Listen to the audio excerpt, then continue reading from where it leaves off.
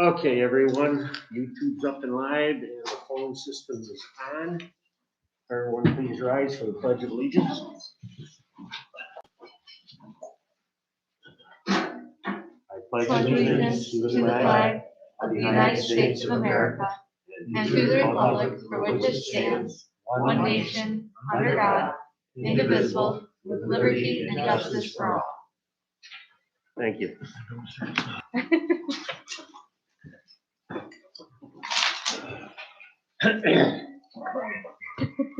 Okay. We change things up a little bit. We got speakers at the beginning of the meeting. So first speaker is Miss McKenna.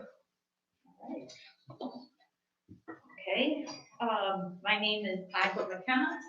I live on East Berry Road here in Berry.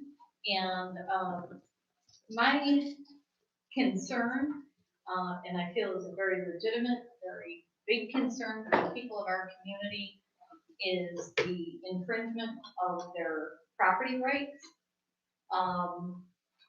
Unfortunately, it was already passed at the last meeting that we are not going from the people's property lines as far as the setbacks for the turbines. Instead, we are going from the dwellings. And I guess that I really am uncomfortable with so many people being okay with the thought of people possibly putting up 700-foot tall wind turbines and saying, oh, there won't be any effect, there won't be any noise, there won't be any flickering. We're all just putting our head in the sand and trying to pretend that that's reality. But they can do whatever they want on their land. And unfortunately, because of the way that we have just, with a lot of people's approval here, that I'm just so surprised and dismayed at, we have said that it does not need to be to the property line so that people can build anywhere they want on their property. Instead, we have said, no, not only would you have to look at these wind turbines, it would also diminish where you can place a dwelling, because it would be too close to the wind turbines.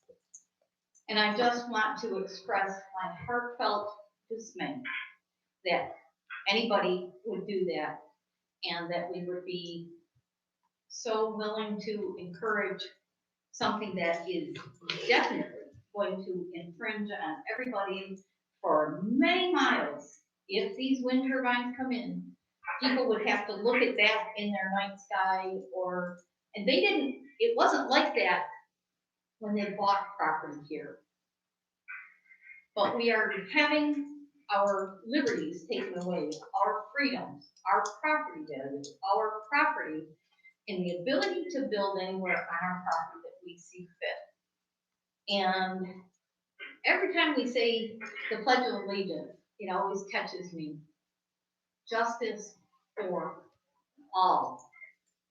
Not people that are just going to make a lot of money on it. But the people that are going to would have to look at it. And is that justice for all? Or is that saying, you know what? If you can make a lot of money, then the other people got to suck it up and look at that. Or listen to that. Or have whatever they want to do on their property infringe upon. And I'm going to say again, shame on you guys that have encouraged that. Okay, thank you very much.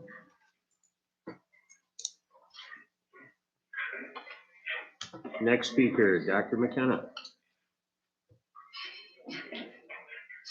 Dr. George McKenna, East Berry Road. The thing that I'm concerned about is the comments that need to be made on the ORT site. Is very difficult to report to. very difficult to get to, very confusing. You're supposed to register before the meeting 24 hours in advance. I have not been able to do that yet. I know that to put comments on there has taken quite a long time and a lot of hassle. Has any of the town board been able to make comments, or have they made any comments on it? Been able to work through that? Terry has? I just look at them. Pardon? I just look at them, read Okay, them. look at them. Well, it's very difficult. And so one of the requests that I'd like is if there's some way that maybe from the town hall website, town board website, we could have a link that would go to it, and maybe instructions. And so to simplify things for the residents of Berry, I think that would be very much appreciated. The other thing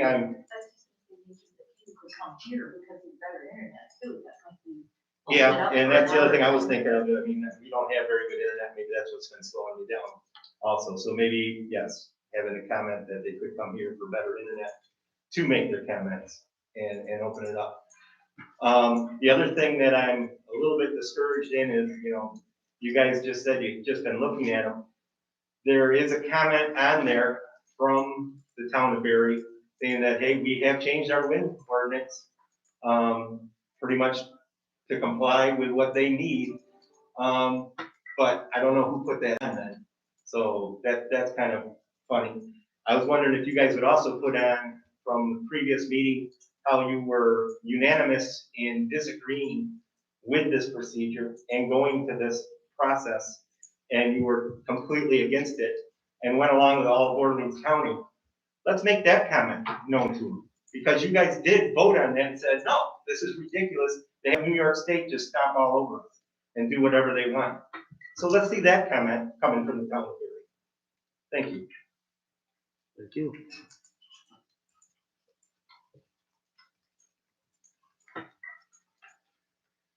Okay, next, bills. Everybody's had a chance to review the bills? I'm still going over them. Okay, let's move on to the minutes. Everybody had a chance to read the minutes over?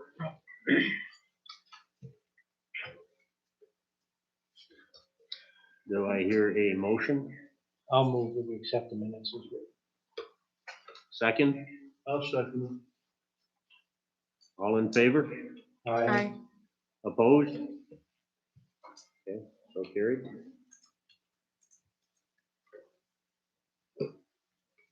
While Lynn's still looking the bills over, I'll move on down to old business. Jay Grasso, we had to take care of a couple of permission slips with RD before he could commence on the income survey for Water District 11. Water District 11 is to finish off the rest of the town and provide fresh potable water to the whole rest of the town. A lot of it is out on the west side of town. So we're doing an income survey on that, and he should be underway with that at this present time.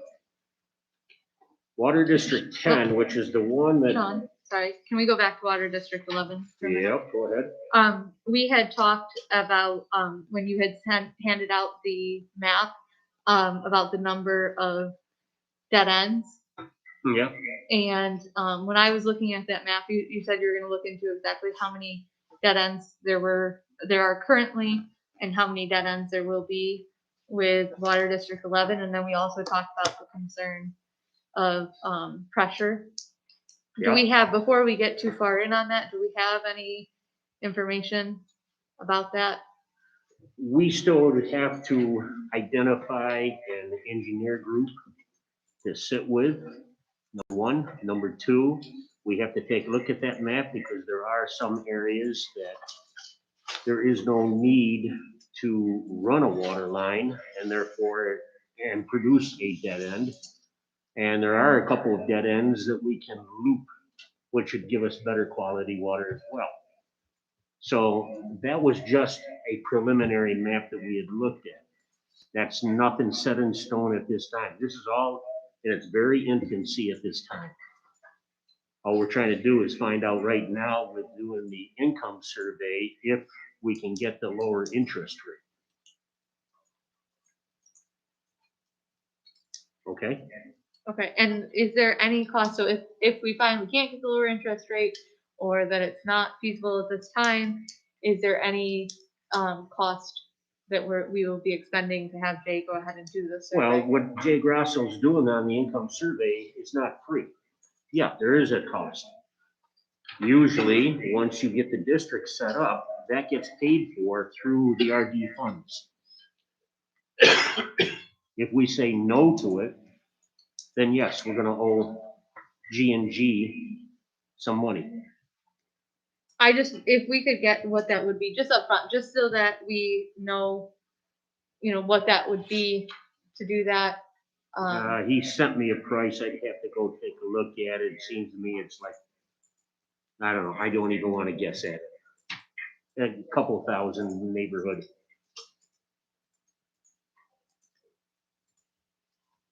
Okay?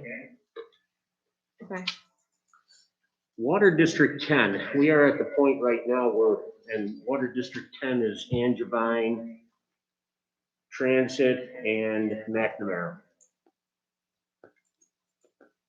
We're at the point to put that out for bid, to get a contractor to come on in and lay that water line. We were hoping to be able to maybe get that in late summer, early fall. I have been advised by a couple of other places, municipalities, as well as an engineer. I guess they just did a bid for another water district in another town. And all the bids came in way over what is budgeted. And that is because, once again, materials, water pipes, the water lines have increased so much in price that that has put them way over what the budgeted price would be. So I have been told that if it might be better, the advice is to wait a while, unfortunately, in hopes that the price comes down. But then in my mind, I'm going, okay, the price of material comes down, interest rates are gonna be rising. So where do we have the best price for the project to go forward and save the constituents in that area on their, yeah, what they have to pay back. Yeah, it's the bond, debt service, thank you, the debt service that they have to pay each year. So, I don't know, right now, it's just something we're gonna have to think about. I'll make some more phone calls to see when might be a good time for Water District 10. It's unfortunate, but everything has skyrocketed, unfortunately. Does, if it goes out for bid, do we have to accept a bid? Not if they're all over what we budgeted for, no. Right. Plus, the project is a sum that is not to exceed a certain amount. So you couldn't simply accept a bid for more than that without going back and retooling the whole thing. have we gotten approval, or because it was sent into the state, right, to get approval?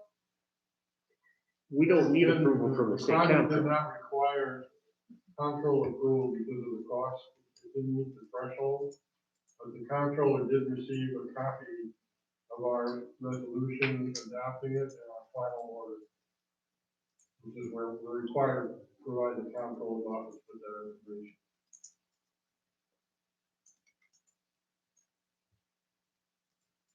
Okay, so, like I said, I'll make some phone calls and we'll see where we're going with Water District 10. Lynn, you're done with the bills? Yes, I'm done. Okay, I have a couple of questions on the bills before we. okay. So I just want to make sure that the research controlled expenditure for wind, that is that supposed to be for intervener funds, or is that it's AA 8030.400.000? Yeah, I don't have that in front of me. You had some old intervener, you had some new intervener, and then you had some that was paid for out of the funds for us to pay the consultants in between the two intervener funds. Right, and that's where I just wanted to make sure, so the ones that I was looking at this time, they looked like they were old intervener, like from last year, or the in-between costs. There is one, and I'll take the blame on it, from October, I believe is the one, for Labella. October of last year. I'll pull it up here. It was both Knopf and Shaw and the Labella, expenditures. Let's see here, because Labella had quite a few different ones. So this is from May 12th, 2020 through June 4th, 2020. For Labella, it's I believe those are all the consultant fees in between intervener funding. I just want to make sure that they're not coming out of our budget, They're because we not did coming not out of the budget budget, for no, this. those are So not. I wanted to make sure that they aren't coming out of the budget. And then, John, this is Dwight. I need to clarify the May 2020 billing. That's helpful. Go ahead.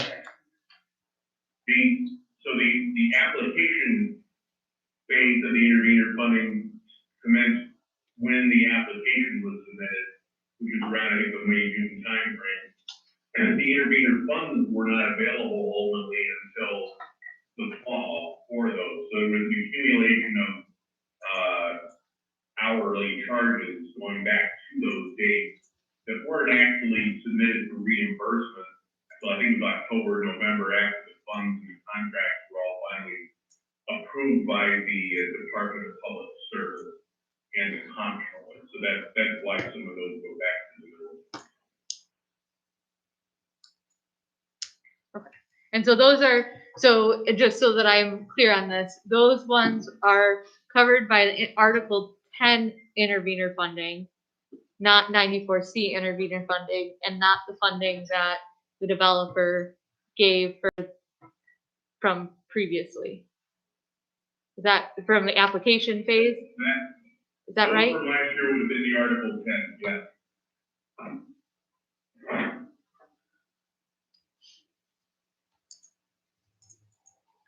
Okay. Then, let's see here. My next question is that we had a section that I think was new this time, SF.1001.000, and I think that that's supposed to be fire protection. And I just hadn't seen that one before, and I wanted to check in. I don't. Let me see if I can pull it up here quick.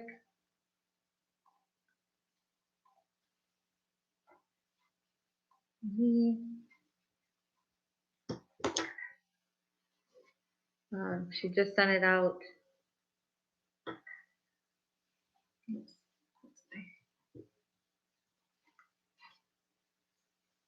The financials. And this is the revenue and expenditures report. And I just wasn't familiar with that one, and I wanted to check. It has that we've spent $228,000 year to date. It doesn't have for like this month, but it says fire controlled expenditure. I just didn't remember seeing that one in the past. Lee, can you answer that one?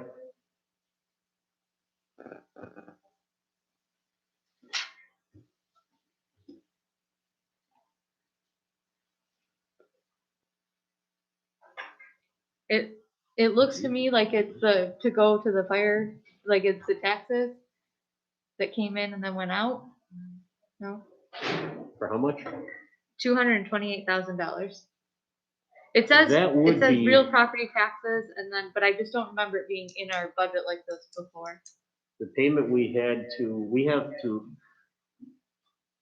it's like it's a budget line in our budget for the fire district. Yes, it's an SF something, I can't Yeah. remember exactly, but it's SF. Yep. it's the money that Maureen collects on our taxes that everybody pays. Yep. We hold it in a pot, and then we pay it directly to the fire. Higher, okay. And that's what I was thinking, but I just didn't remember it being broken out on here before. And maybe I just missed it before, but I just wanted to check on that.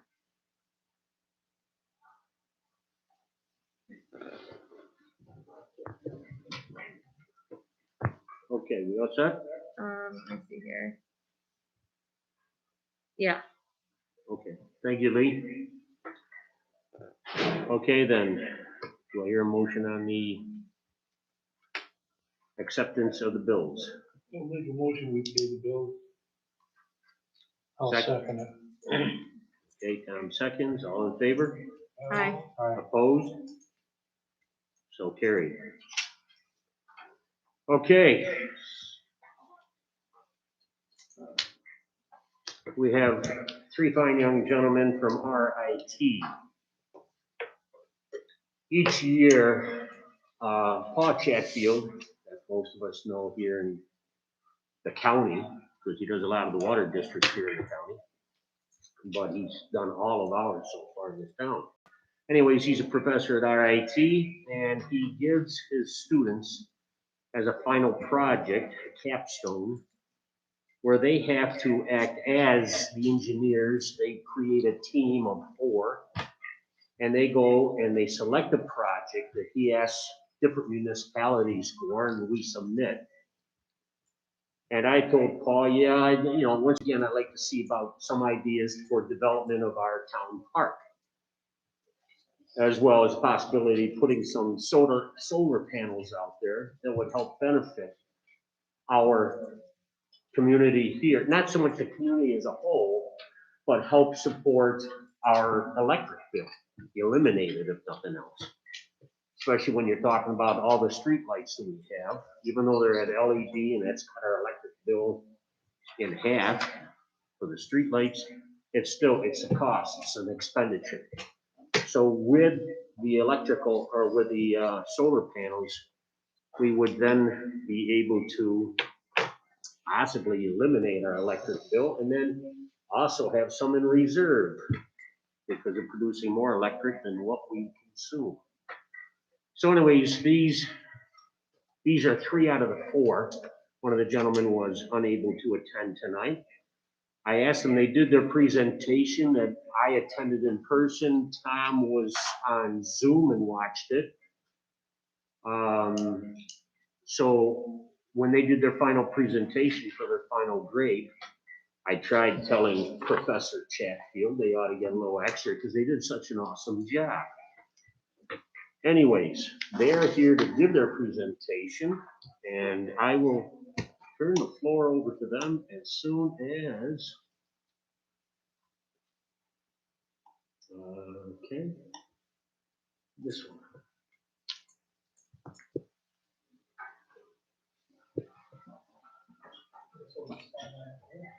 Well, thank you for having us. Appreciate it. So as Supervisor Poe was talking about, we got a sheet of, I believe, 22 projects to choose from, and we landed on this beautiful town of Barry with the solar fields, baseball fields, and a couple renovations. So we chose that one.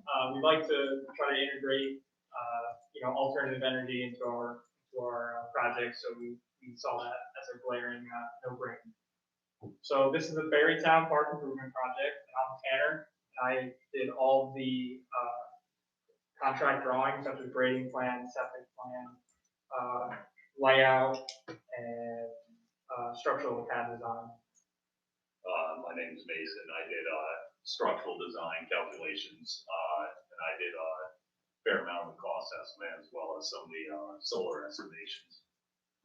And I'm Caleb. I did the environmental quality review, preliminary engineering report, some 3D modeling for the proposed structures, as well as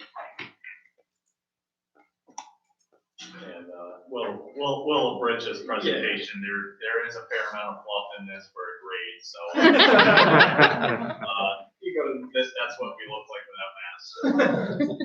Just some special thanks. Obviously, thank you everyone here. We appreciate it. Thank you, Mr. Poe, for having us, just helping us along the way. You as well, Mr. McCabe, just meeting with you to get us off the ground, very helpful. So the scope of work, we're doing a new maintenance garage, we're proposing a new maintenance garage, a new community center. I'd just like to interrupt 1 second, I'm sorry. Could you explain why you are called the DIT group? Yes, many years in college, we've learned a lot of things, but one thing we've learned more than anything is nothing's good enough the first time around. So DIT stands for do it twice. But we do it right. We do it nice because we do it twice. All right. Thank you. So as I was saying, we have a new proposed community center, a new proposed maintenance garage, 2 new gravel parking lots, one on the east side, one on the west side of the current park. Proposed 1,650 solar array. Nearly a mile of new walking trails around the park. And a new septic system, so we don't have to do any more of those porta potties out there. Well, at least there'll be nice plumbing on site. Yeah. So what do we have there? This was our fourth partners slide. I can't read that. This is a little fluff too, so Yeah, you go like ahead. through We'd that. like to get to it. Okay. So project background, you guys know the site just as well as us. We have that 60.1 acres. On the very east side of the property is the wetlands there. So we stay away from that 100-foot buffer, because that opens up a can of worms that we really don't want to get into with the federal Army Corps of Engineers. So that area that they currently just mow, and it's a hassle, that's kind of on the east side of the property. We want to utilize that for the solar field, because it's currently just sitting there. It's a little wet, so it's not the most ideal spot for, like another baseball field or something like that. You go to the next slide there. And when we were out on the site, some of the existing conditions we saw, there's a fairly new timber pavilion tables that are in good condition and could be potentially reused and relocated on site. There is a playground, but it's run down and would probably need to be replaced. There's 2 front ends that are in decent condition, and there's an additional back diamond further east in the site that would need to be regraded. So that's what. Yeah, Yeah, it rocks in to do something. So I don't know if you guys can see this, but this was our existing base map. On there is a 2-foot contours.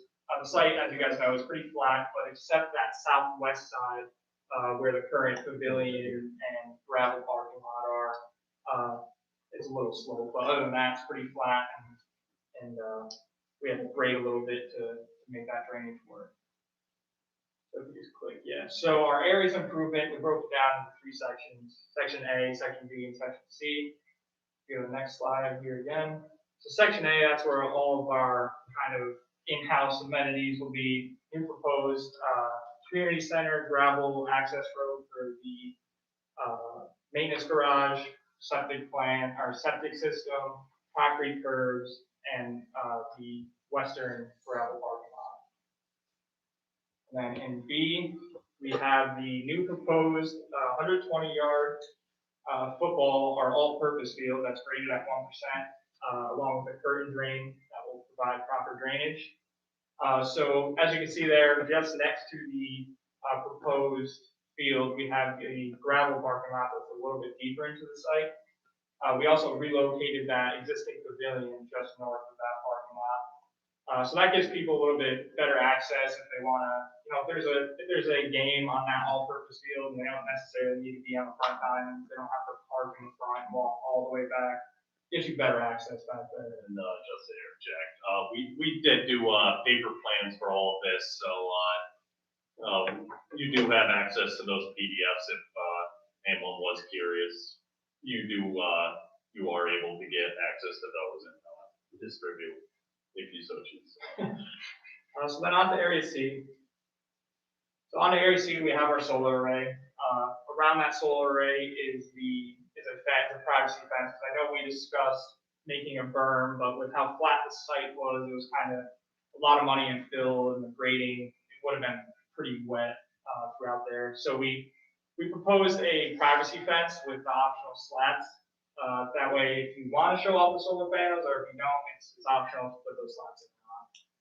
So around that, we have that gravel walking path that's 8 inch thick, so it's ADA compliant, smooth surface. In the bottom right there, you can see the woods line. So it goes into the woods a little bit, so we put, yes? We got a little text message saying, can you come toward the front? Maybe they can't hear you that well, please. Sorry. See, so the bottom right, we have the woods line, and we're just gonna clear and grub that area. So we're gonna bring that path through, no trees will be taken, we'll kind of walk right through there, come around the solar field and back to the parking lot in the east. Hold on a second. The camel looks nice, I hit the brake hit. I didn't bring it, so. We got the mask on, Mason. I know. We're safe.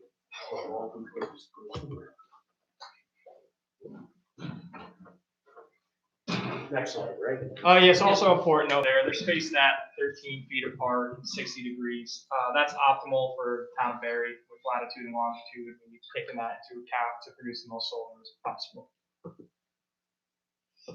And that's just all those aspects into one. That's our proposed site plan.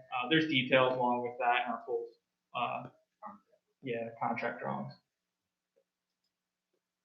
All right, so looking a little more in depth at the youth community center we're proposing, for dimensions, it's about 36 by 45 building. And within the building, there's a kitchen, which would have concessions that be open during sporting events. As a general meeting area that we discussed with, has the capacity to seat 25 people.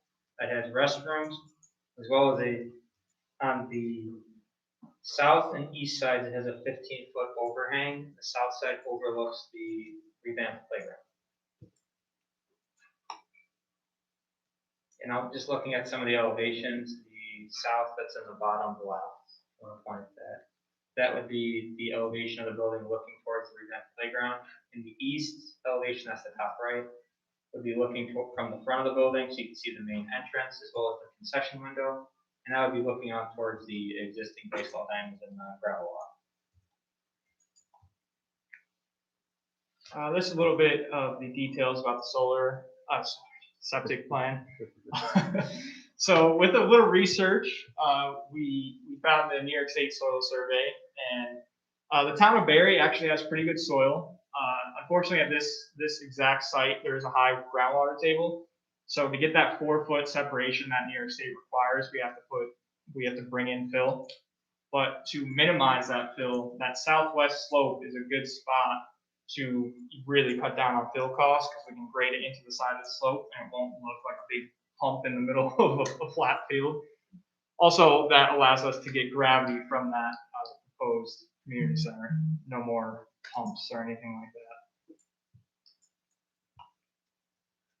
All right, again, as mentioned before, another one of the improvements we recommend is the new maintenance garage. Instead of 2 bays, it'd be 12 foot. This is a 40 by 40 structure. We would have a service door as well. And this would be used to store essential equipment needed to maintain the town park.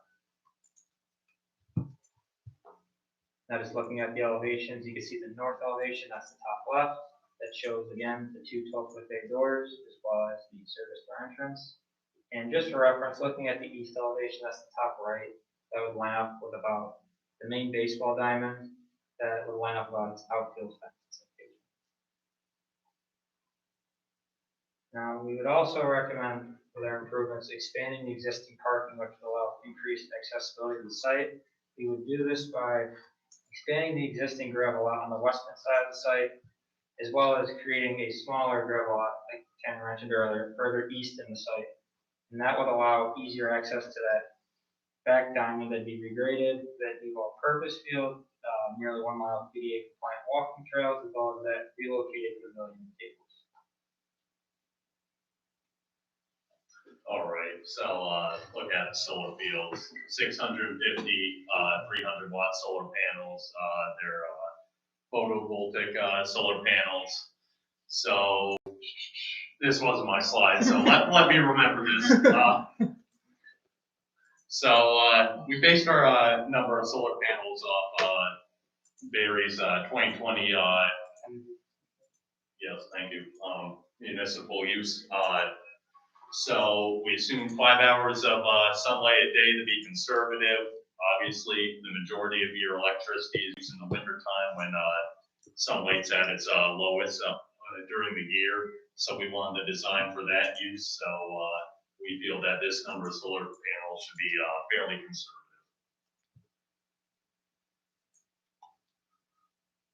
That's a flip slide. We were Yeah, gonna go that's next. I thought no, weren't you recommending that Bills move their whole playing field here? Barry Mills. Barry Right to Mills. sell. That's right. We're relocating. Buffalo Bills. That's my structural plug, that's my bread and butter. Not much to go in. It's gonna be a simple, wood frame buildings, both the utility garage and the, community center. And, sheet metal roofing, wooden trusses, don't get too much more basic than that. If I had to say it anyway. All right, so that's probably what I'll be here about. Yeah, bottom line. So let's, projected cost, we estimated just under 1.3 million, but as much as people, poo-poo on New York, there are some bright sides to it. They are very friendly to green infrastructure. Solar panels, stuff like that, they do have tax exemption. Projects such as this, community improvement, you can expect Parks and Rec grant. There are solar rebates, incentives. I even put a few links there. Definitely something you want to look into. I know some of these programs are starting to come due. There are a lot of talks that they want to renew them, so might be something to be paying attention to as they move along with those. But all said and done, after you have some of that support from government and stuff like that, you're looking at a cost to Barry of around half at $615,000. That's 8,000. It was 1,000. Yeah. All right, but on its own, how fast it will pay for itself, assuming you're offsetting your complete cost and not selling anything back to the electric company. I'm not sure what you're paying per kilowatt hour. I took the state average. State average is actually 21 cents. I just did 20 cents. But doing all that, you'll save about $33,000 a year.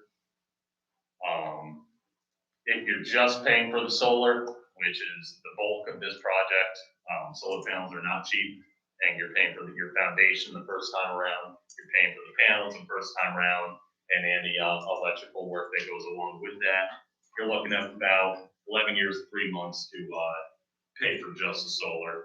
You incorporate the community center, you incorporate the other site improvements, you're gonna look at about 18 and a half years to pay it off on its own. But that's not even taking into consideration, I grew up in town even smaller than Barry. We did a project fairly similar, less the solar field, but what we do, we have a softball league. The town lets someone pay to be the person serving concessions there. They'll pay to use the facility, they upkeep it, and they'll sell and make their money back. So there could be a potential income there, and indirect savings such as keeping your maintenance equipment right on site, not having to. I'm assuming you're keeping it right here. So, just not having to haul it back and forth, having it right on site, maybe some small, maybe not even a notable savings, but something to help offset the cost to begin with.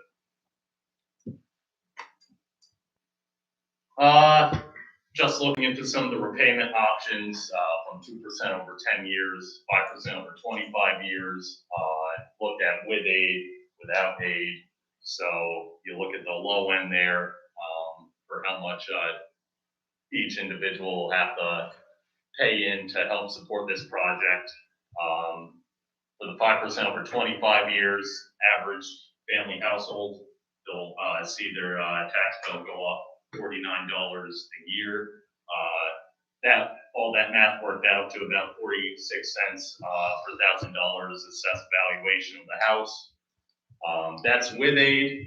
Without aid, it goes higher end, $147 per household, average household, and that's about $1.50 per $1,000 taxable evaluation.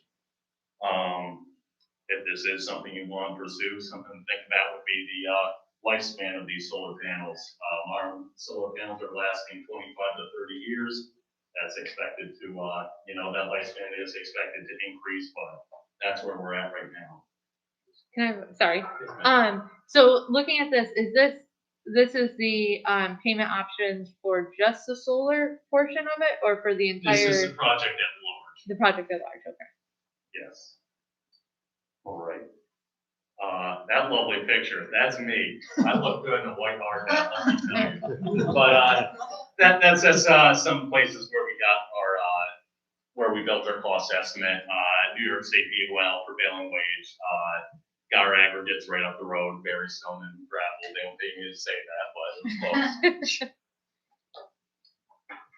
All right, so looking at some key project dates, some course, no. Do you want to cover this? I mean, this is completely at their discretion. This is kind of just Yeah, it's some capstone.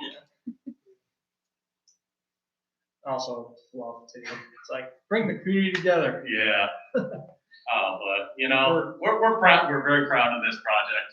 We're very happy to work with the town of Berry. We believe moving forward with something like this, it could prove to be a valuable asset of town and hopefully popular. So that's just a project brochure that, Yeah, that's something we would hand you if COVID wasn't such a thing. just some sources that we use to build a project, and I guess we can take questions here. Yeah. Yes, ma'am. So a couple of questions on this is, one, I think you did a great job, very, very well done, you thought about a lot of different things. The interesting part is, in Western New York, the amount of time that this can be used is so limited by our weather. And I thought, I don't know where, I mean, just from my perspective is, okay, keep storing the equipment where it's stored, let's make a bigger building that children would be able to go in the winter time and use and get some energy out and that kind of thing, to make it so that it's a year-round opportunity for people to get together and for children to go out and play and that kind of thing. So anyway, so I thought that was quite, that's just an idea. Another thing is something that we're working through right now in our veterinary practice is, they're offering $15, $17 in some places for, that's what the going rate is going to be, right, coming on $15 minimum wage, that kind of thing. How do you think that would affect you guys and this kind of a, did you take that into account at all? Well, that's where the prevailing wage comes in. Prevailing wage is typically negotiated by working unions. I know where I'm from, laboring prevailing wage, a laborer can be making $40 an hour, labor foreman makes $42 an hour. Excavator operator, they make $53 an hour. So the Orleans County prevailing wages are what we base this off of, and I can't give you the exact number for increase that they typically see annually, but we did take that kind of thing into consideration. Just to add on to your first thought there about year-round use. So we did discuss a pond, like an ice skating rink. We left that space open. We just wanted to show that our main focus was the gravel access road and maintenance garage they wanted. But the community center will be open year-round. And like I said, we left that space open for that pond. So if that pond has to, if they decide to do that, that's just a thought. We'll leave that space open for the kids to kind of run around or have hot chocolate or whatever inside. And then you can kind of use it in the winter as well. That was my question, the cost analysis was just up there. I don't know how long you guys have been working on this project, but there's been such an increase in materials and lumber and that, is this project post that, or was it pre? Well, that raise? I was working on a bridge job, back home when, COVID hit. And we saw lumber easily 50% markup. So the lumber absolutely took into consideration that primary, building, material. We definitely took that into consideration while, planning this out. And that might be, like you were talking about earlier in the meeting, is this something that if you did want to pursue something like this, should you wait a little while for prices to start coming back down? Yeah. So those prices are pretty recent. I mean, Yes, price went yes. up. Yes. No, I didn't skip on that wood. That stuff's not cheap. Okay, good. How'd you guys estimate the production of your rep? So I went off production rate from the company I was working with, before coming back to college. Of course, I worked with a really good crew, so I put a little more fluff in there, no, just seeing what some of our guys can do, and I got one of our estimators to send us some of the numbers they use internally for, stuff similar to this, so I felt like our. Yeah, so like how much energy? the Oh, system that kind of generates. production. Yeah, exactly. My bad, I thought you meant like labor production. No. But anyway, no, we found a product we liked. I forget the brand of solar panel, but we based it off their material cut sheets. Cool. Anyone else?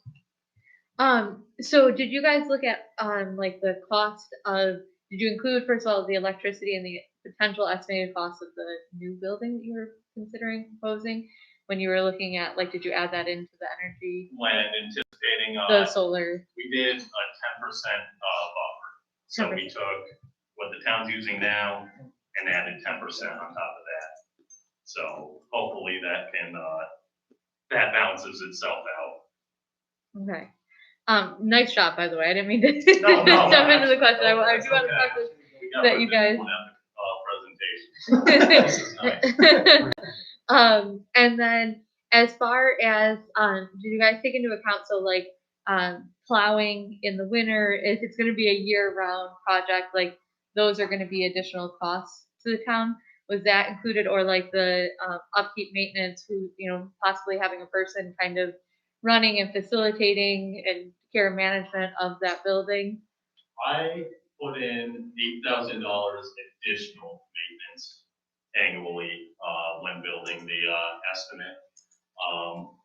That probably low end, but in my mind, what you're gonna be plowing, I believe when we met at the site, there was still a ton of snow on the ground, but it was plowed. So I'm assuming, you do plow already Up to a certain spot. up to a certain point. So we won't plow, all the way to the new back parking lot. You probably just plow to that. You're about where you are right now. Yes. Is where we figured the extent of plowing would be. That $8,000 that I built into that estimate was, I was trying to anticipate any new maintenance that would have to take place, such as, just taking care of the building.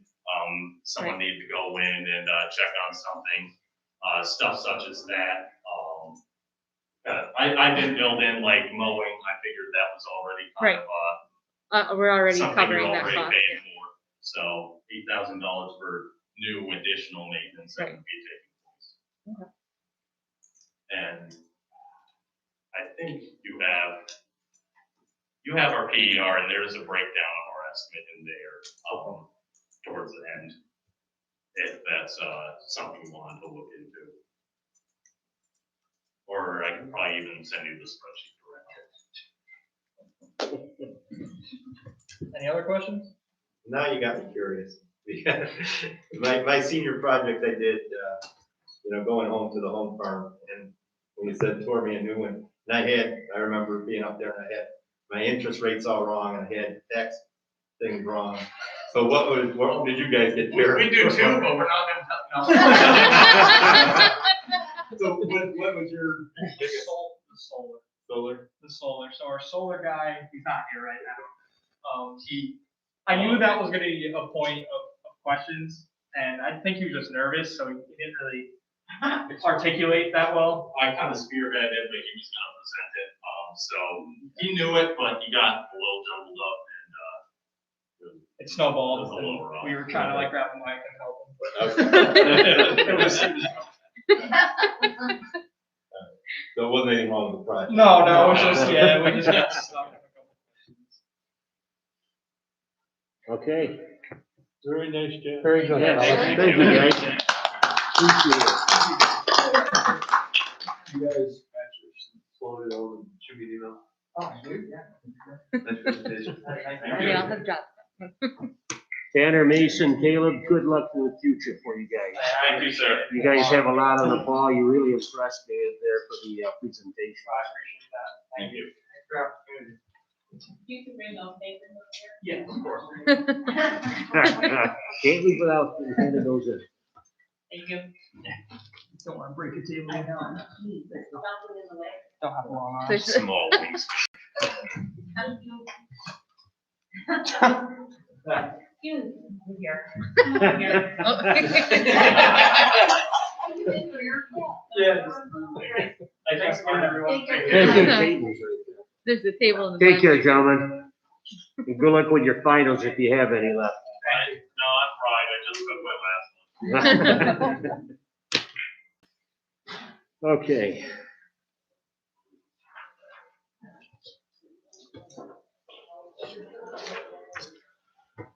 Now, everybody, if you emptied out your mailbox, and I know this was sent out to you, is we did a resolution on the pilot for us and Heritage. Well, there was a gentleman with Heritage who wanted everything uniform with the taxing entities.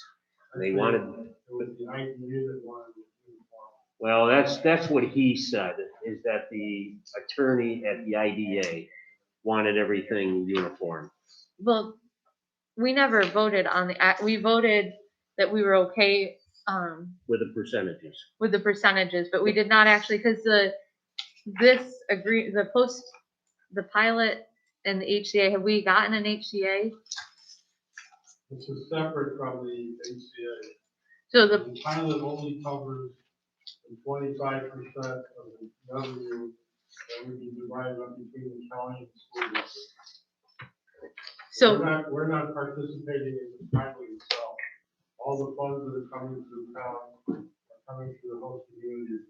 so do we have anything, I feel like before we agree to receiving 0 from the pilot, shouldn't we have the HCA in a position where we can know what we're actually, because right now, literally by agreeing to this, we'd be saying that we are okay with $0 for this project. We have plenty of term sheets and things like that that show that the amount is going to the town.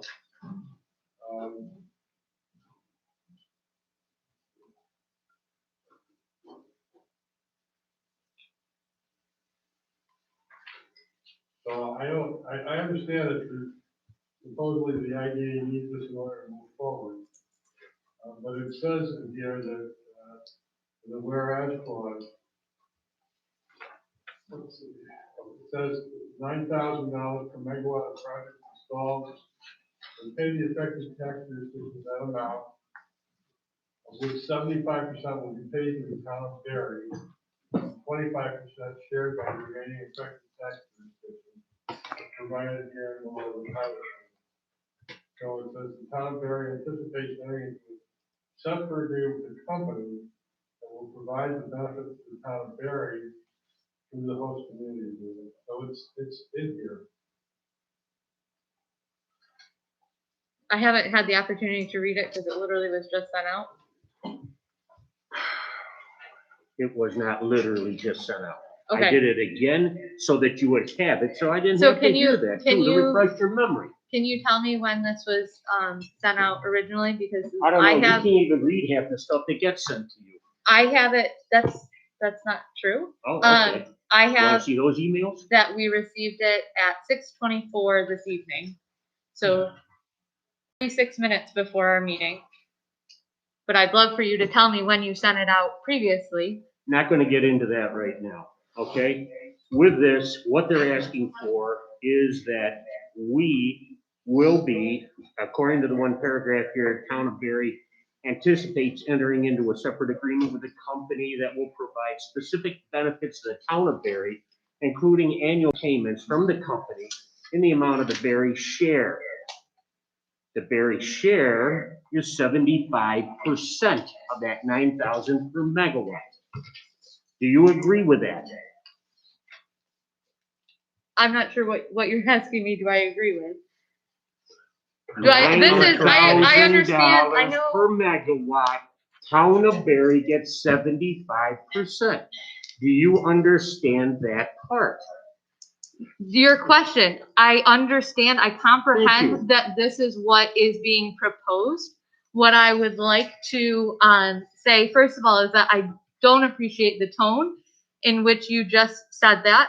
I also would appreciate if you would like to go through, because I, as a town board member, want to do my due diligence. I want to make sure that I can go through and that I can look at things and understand. Receiving something 36 minutes prior to a town board meeting to vote on it's not How it's about not a a town good board way. member that submits things like letters to the editor without discussing that with other board members, and we get blindsided with that? Is it anything that we need to worry about? It's all true, we agree. But the point being is, you never discussed or shared that with us before you put that into the editor. So Just- no, you don't share anything either. Okay, so I will take that. I think that I would have liked to have seen well, I will back up and just state that I do think that it's interesting that you're saying that, because there are documents that have not been shared with the rest of the town board. That was something that was shared with us that I think, first of all, we were blindsided at that meeting, at the workshop, about that information. We had no prior knowledge that was going to be discussed at the meeting. We were presented that information. I asked if it was going to be on the town website. It is public knowledge. It was nothing that I put into the letter to the editor that was I agree with that. outside of the scope of what we were looking for. And I did not sign it from the town board. It was from me as an individual, just like you have, or as the yes, I'm sorry, it was me as the town council person sharing with the public what is going on, because I do think that it's important that our general population has an understanding of what's going on. I don't think that there is anything wrong with that. And I would encourage my fellow town board members that if there are things that you would like to share with the town that's going on that you think is important that they hear about, that we go ahead and that we do that we encourage transparency, that we encourage information being shared and presented. But that is off topic to what we are discussing. And what I would like to share is that, one, is I need the opportunity to read this. And two, that I think that I do want to talk a little bit about the numbers, just to make sure that everyone has an understanding before we agree to this, what is actually being, to put it in the right frame. The numbers have not changed. We have talked about these numbers ad nauseum for a year. So, but This is the same percentage that we talked about and passed as a resolution, that we would take that percentage under the HCA and not through the pilot. This is just worded differently, but it still says the same thing. Okay, so let's break this down for our residents, okay? So if we're talking $9,000 and we are getting $9,000 per megawatt. correct. Thank you. We're talking $9,000 per megawatt for a maximum of 184.8. So hold on, but we would only be getting So, and if I had gotten this earlier, I would have had these numbers all done so that we could have talked about them. So we as a town would be receiving annually a payment of 1.2, we'll say 1.247, we'll say 1.25 million dollars a year. Yep. Which if all of those funds go directly to our town taxes, could reduce our town taxes.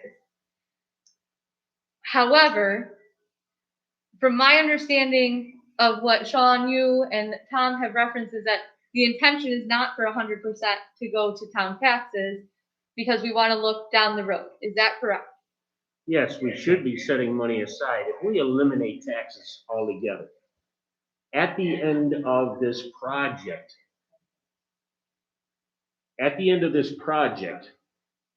when those tax bills come out, the residents at that time are gonna get slapped with a huge town tax bill.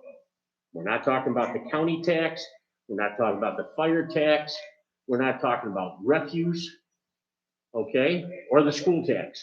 We're talking about just the town taxes. So what we need to do in discussions that I've had is we should have or hire an actuary where we would put some of these funds aside each year. How much? Don't know. But we would put some funds together and collect it. And according to the comptroller's office, when I spoke with those people, that is something we can do without getting our hands slapped by having too much money in savings. Now, when this project is close to running out, what we do then is we use those accumulated funds to slowly increase the taxes for the citizens in the town of Berry. So they don't all of a sudden go from 0 to 100% tax in 1 year. So they will slowly increase. So looking out, so if we say 50% reduction in town taxes. I just say, this is just Sean Polk, citizen, We saying haven't that come I up don't with see why we anything. can't do minimum 50%. We've thrown this back and forth, and yeah, Sean and I have discussed down the road. I'm not gonna be here, he probably won't be here. You probably will still be here. Okay, but not to have you burdened from paying nothing to have to come up with $10,000 at the end for 1 year. I've also gotten information back from people that they want the money now up front and forget the people. So We haven't decided on anything. As a board, we gotta discuss that. So Exactly. I want to just put this out there. Do you guys know how much you pay annually for your home in just town taxes? Not without looking at the tax bill, no. I got approximately. Okay, so I would encourage all of you to look specifically at the town taxes. So I can tell you that for our home is assessed at $164,000. And our home is, we pay about a little over $6,000 annually in taxes. Total? No, I think it's like 7. You gotta break this Total. down to very. Right, so exactly. So that was gonna be my next step. So if I look just at my town of Berry taxes, and I think that there's a lot of misunderstanding in our community when we're talking about taxes, and I think Maureen hit it right when she said town taxes. The town levy line, we get used to using that expression. It will It's a new help. word, but people will realize then that Right. there's more than one line on your tax bill. Right, So there's the town levy line. Yeah. Your county levy line, your fire levy line. Yeah. Look at just your town levy line is what's being discussed right now. perfect. Yeah, so our town levy line for my home is $1,400. So if we are looking at 50%, that would be $700. And if you want, like, just breaking it down for our residents so that our residents understand, when you say going from 0 to 10,000, that makes, and I feel like our home, if you average out, our home is probably average in our community. And so most aren't going to be going from 0 to 10,000, but from 0 to 1,000, 0 to 3,000, 0 to, towards the higher end. Right, and it's just, you try to take that shock away from people down the road. That's all we discussed on it, And- I can tell you that. Plus, we haven't decided on the percentage anyway. I think 50% got thrown out there as like a starting point or. Yes. I can tell you that in Niagara County, where they had the AES coal firing plant, at one point, there were subsidies to the town, I think it's town of Heartland, and they paid zero taxes for a number of years, but they did not set aside a reserve.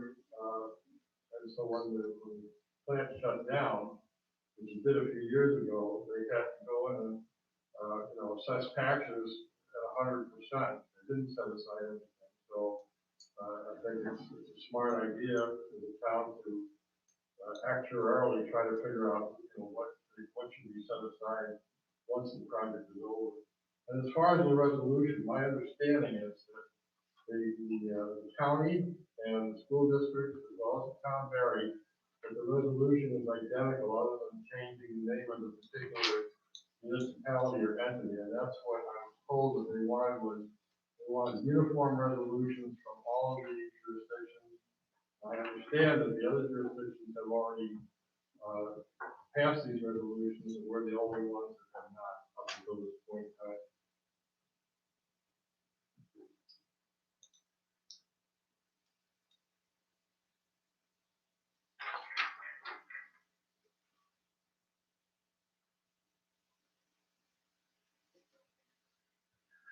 Okay, any other questions on this?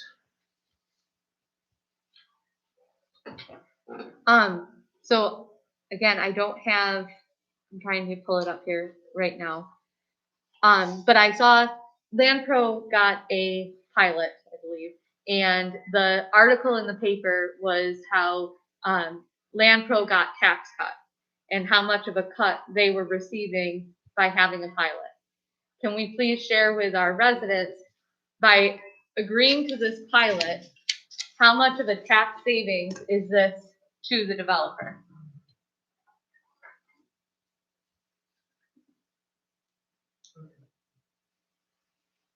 An estimate. I couldn't answer that one. So, what is our tax rate right now for the town of Barry?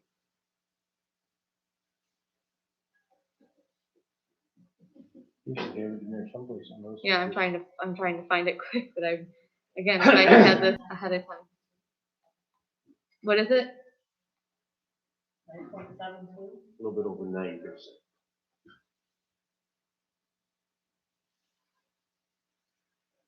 Okay, so if we go off of NYSERDA approved this project for $198 million. So if we say, okay, NYSERDA, we're gonna see what you approve this project at, and we're gonna say that that's the value of the project. Is everyone okay with that? For that assumption? For right now, just for looking at it. So we say, okay, $198 million, and we multiply that times our tax rate of 0.0972. And we are looking at $19,245,600 just for the town of Barry. And we are looking at agreeing to, I just want to make sure that everyone is understanding it's at the same place when we take this vote. We are looking at agreeing to $1.2 million, $1.24 million annually. So giving them an $18 million tax break solely for the town of Barry, not looking at the county, not looking at the school district, not looking at anything else. Have you seen any project similar to this, paying that to their towns? There was one, I believe it was one. Yep, in Central, or it was is it the Maple Ridge project? There was a while ago. Again, if I had like gotten the agenda ahead of time, gotten this ahead of time, I would have had more information put together to be able to share with you guys. I have shared with you in the past, I have gone through and shared with you that other communities, so like Bliss, I believe they were getting $10,000 per megawatt to their community.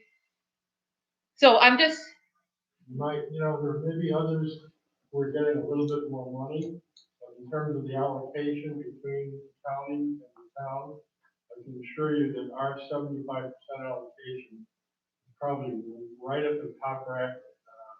I don't know of any other municipalities where the town is getting 75% of the total payment. And I know from discussions both with the county, Orleans County, and the county attorney, that they feel, I don't want to say they feel like they were hornswoggled, but they basically said they would never agree to that kind of allocation. and so I would like to just share that I feel like instead of us going back to the developer and saying you have to put more money on the table for this, we said we're going to fight amongst ourselves and we're going to kind of hurt ourselves because the county and the school district, like we're paying taxes to them too. All of us sitting here are paying taxes not just to our town, but we're paying taxes to the school district. We're paying taxes to the county. And yes, it's a bigger pool, so it gets watered down more, but it's still that we are, and so that's where I've had an issue with this breakdown from the beginning, is that I feel that on the table, there should have been more on the table from the developer from the beginning.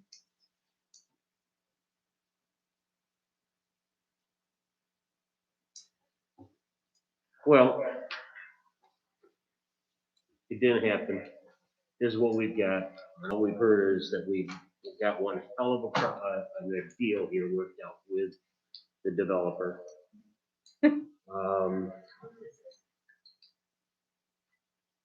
I really don't see where we could have gotten more. Your number there, you're talking, is that per year or for the whole project? Oh, that's a great question. The NYSERDA facility, that is a great question. I'm not sure. Because. Well, no, it'd overall- be for the whole project. So 198 was the assessed value, or was what NYSERDA gave for the project. So even if you look at like even construction or build costs, you're looking at 2 million, 3 million per turbine. You're still looking at, I can do that quick if we do 3 million times 33, 99,000 times 0.0972. You're looking at 9,622,800. So a tax cut of $8 million for just the town, again, not county, not school, nobody else. For the project. No, per year, annually. And as with the tax on something like that, it seems to me that in a discussion we've had in the past, they depreciate each year too. So that's what the developer says. I have yet to find that anywhere that is official that would actually occur. Because if you're looking at a structure, it is an actual structure. It's a physical structure. The nacelle, that may depreciate in value. The internal generator, the gears, everything inside of the turbine itself. But the structure shouldn't depreciate that drastically, that quickly. Well, we're not gonna be able to go back to the table, not at this point, and as you know, with ORES, the clock is running. So we're not going to be able to go back to the table on any of this. There is also, don't forget the escalation provision on that as well. Yes, that's on the second page there. It accumulates, it is 2% each year, and on the 15th year, until the end of the project, it's 2.5%. It increases each year. And that's compounded, that's not. Compounded, yes.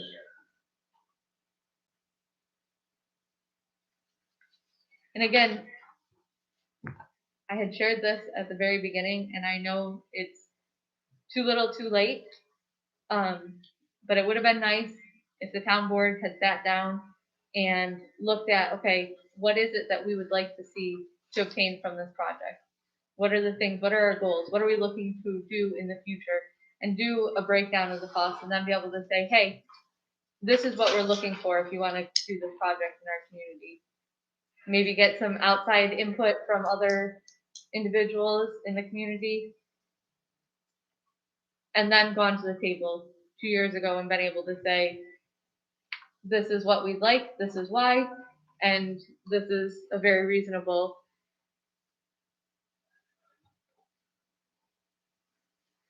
I just,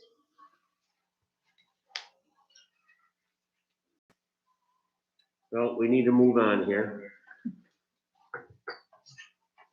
So, I'm sorry, Lynn, No, yes, we do.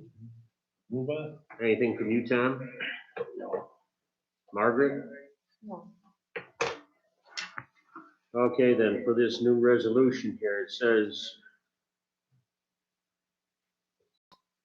I'm not gonna, you got it in front, well, okay, I'll read the whole thing. Whereas Heritage Wind LLC, the company, has proposed to construct and equip an approximate 184.8 megawatt wind-powered electric generating project in the town of Barry, New York, the project. And whereas by letter dated October 12, 2018, the town of Barry requested the County of Orleans Industrial Development Agency, COIDA, assist with the development of a payment in lieu of tax pilot agreement for the project. And whereas in November 2019, the company submitted a project application to COIDA seeking an abatement of real property taxes for the project and a pilot agreement providing for payments to be calculated on a per megawatt basis instead of the assessed value of the project. And whereas COIDA convened and moderated a series of discussions with representatives of the town of Barry, the County of Orleans, the Albion School District, and the Oakfield, Alabama Central School District, such an affected tax jurisdiction, and collectively the affected tax jurisdictions, and the company to develop the terms of an agreement for the project by which company will pay the affected tax jurisdictions $9,000 per megawatt of project installed capacity base rate, of which 75% will be paid to the town of Barry, the Barry share, and 25% to be shared by the remaining affected tax jurisdictions, as provided herein below pilot payments.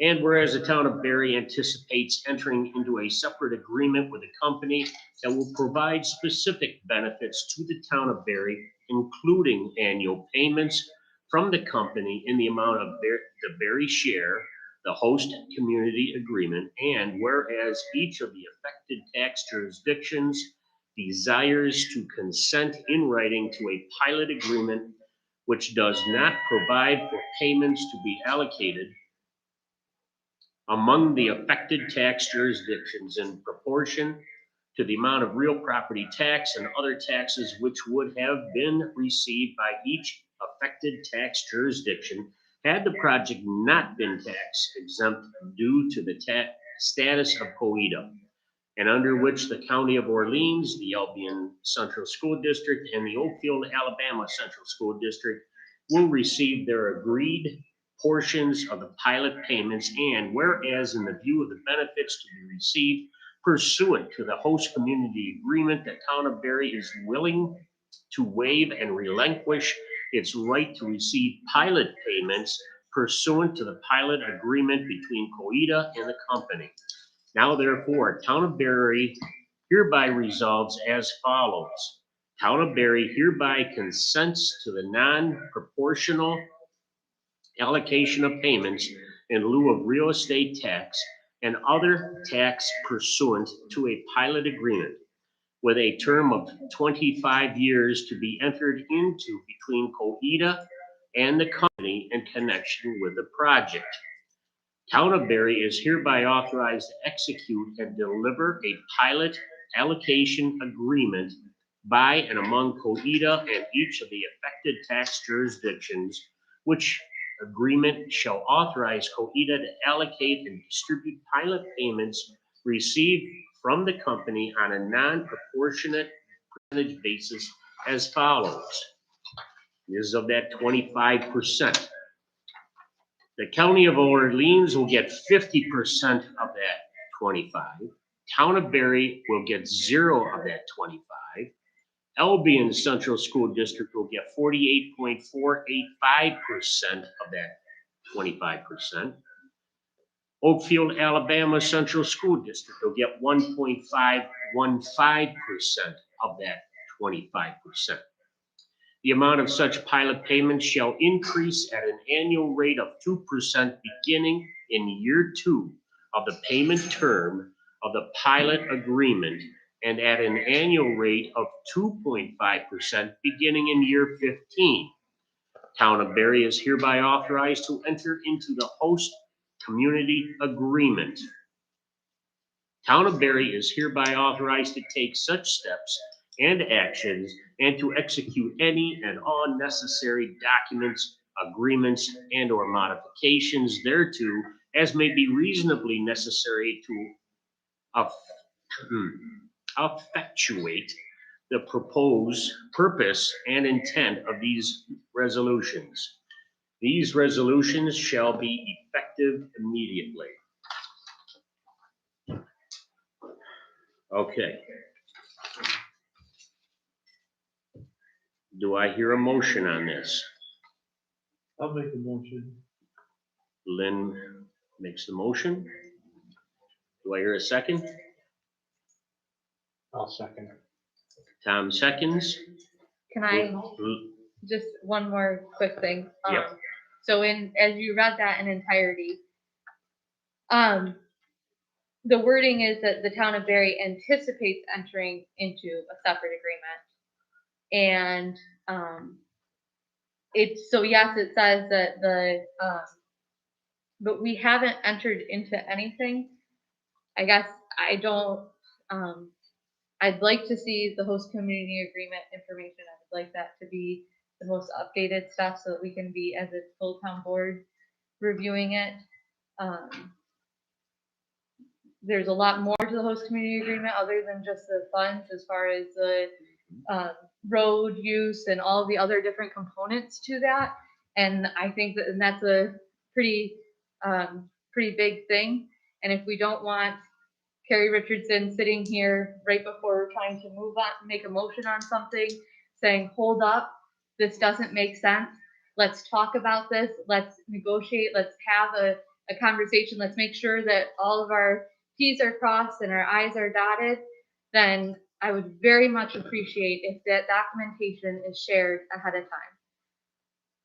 And for those reasons, I will be voting no on this resolution. Okay, Carrie votes no. Lynn, how do you vote? Yes. I'm sorry, Lynn, I didn't hear. Yes. Okay, Lynn votes yes. Tom? Yes. Margaret? Yes. Could I rise to a point of order? And I vote yes as well. Could I raise a point of order? No, thank you, sir. When a motion is, okay, Sir? so you just Sir? voted for a motion. Sir? No, this is a town board meeting. You're here to observe, that's it. I'm observing Okay. that you just okayed a motion. I made a motion for this, or.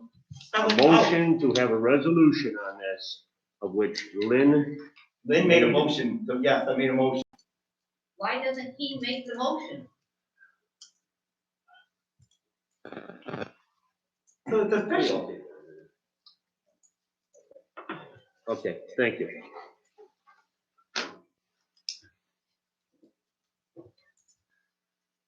Okay, next, local law compliance statement to ORAS. Now, we spent some time at our workshop going over this. There's been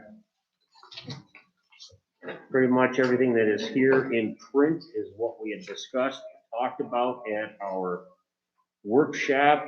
These are the different components that our legal team are going to send to ORAS an objection to the application from Heritage to Orez, and where they are not meeting the different components of our wind law.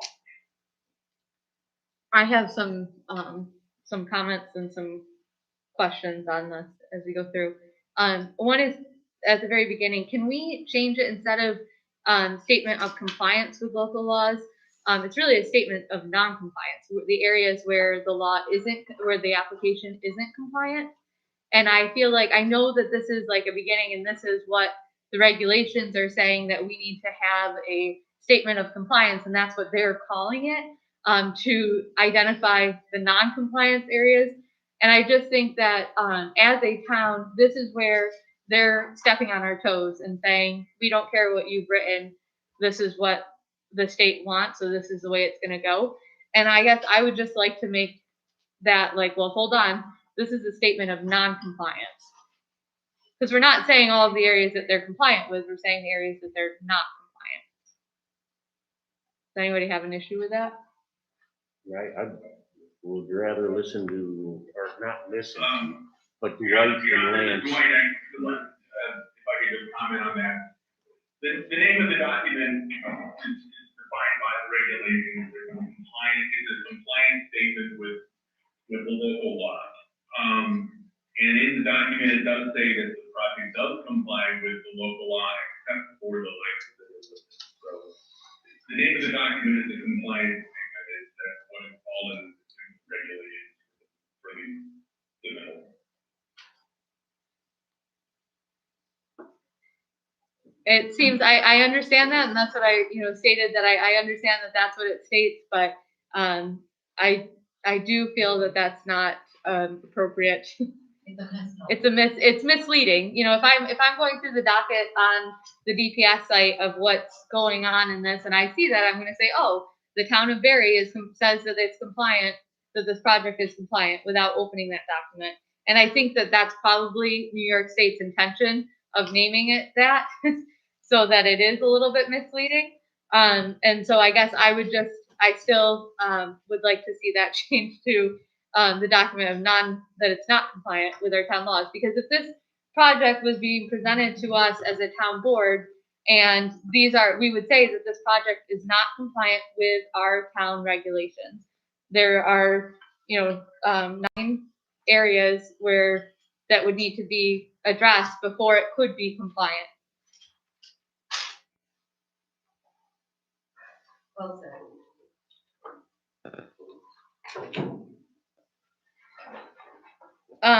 Dwight, you had said that that's the way they say it has to be on there. That's what the document is all in the regulations. And that's how they want it. I know they're very, especially like under Article 10. Procedural thing, I mean, there's no. You understand the concern with it, though, I'm sure. Did you hear it, Dwight? Yeah, I understand your point, I don't agree with it. I understand your point. There's a typo at the top of page 2 on the word. The document is good. I would not want to go through this for typos. This will be reviewed once it's, all the T's are crossed and dotted. I would call this a very late draft. So let's not go through typos. Okay, so then on page 3, the first paragraph, last sentence, I'm just curious, as it says, quote, in areas of more concentrated human settlement. Is that like a defined term? And it says that the town of Barry does not have any such concentrated population areas. I just am confused as to, is that just a defined term that is known, or is there actually like numbers that are associated with that? I think I might defer to Kathy on that. If it's a term of art, the quote is what was in the application. So I think it's fair to say that the town of Barry, however you might define the term concentrated human settlement, I think it's fair to say that it's unlikely that the town of Barry would have those. But I defer to Kathy as there's a term of Okay, Yeah, Kathy, can you hear me? yeah, So that is not a defined term by DEC or anyone, any specific group. It's not defined in the regulations. It just is the term that they use in that particular, standard. And I took a look again to see where we came up with that language, but, Well, the quote's actually from the application, so I think it was more, we included that quote as to highlight that there was that to the extent they proposed any mitigation for nighttime lighting, that's actually the summary of it, in that sentence that starts, no mitigation is proposed. so, Other than the hydro. So I think the intent of quoting that was, let's say, a rhetorical, use of their language to point out that there really was no concentrated case. okay, so as a town board representing the town of Berry, I do not think that we should have that statement in our letter of compliance, because if it's not something that's a defined term, there's no numbers that are associated with it. We have 2,000 residents in a 55 square mile area, and although you're right, it may not be a thriving metropolis, it is something that why would we put in here? Oh yeah, by the way, we don't really have any. If you read the whole paragraph, what we're saying is that the statement by the applicant is wrong because there are no concentrated populations. You're reading it out of context. Read the whole paragraph. Okay, so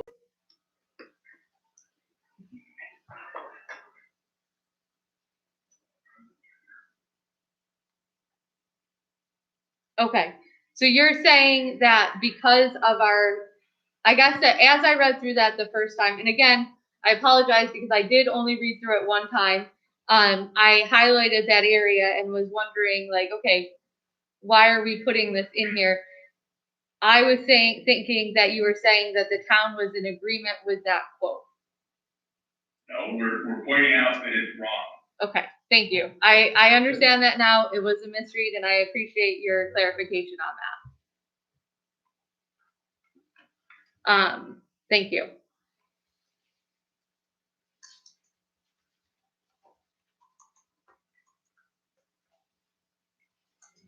Anything else, anyone? On page 3 at the bottom, we have 144 non-participating receptors in regards to the sound levels. Do we know how many participating that would require waivers? We could look it up, but the waivers would waive the requirement, so that's why we didn't include it. I just think that It's available.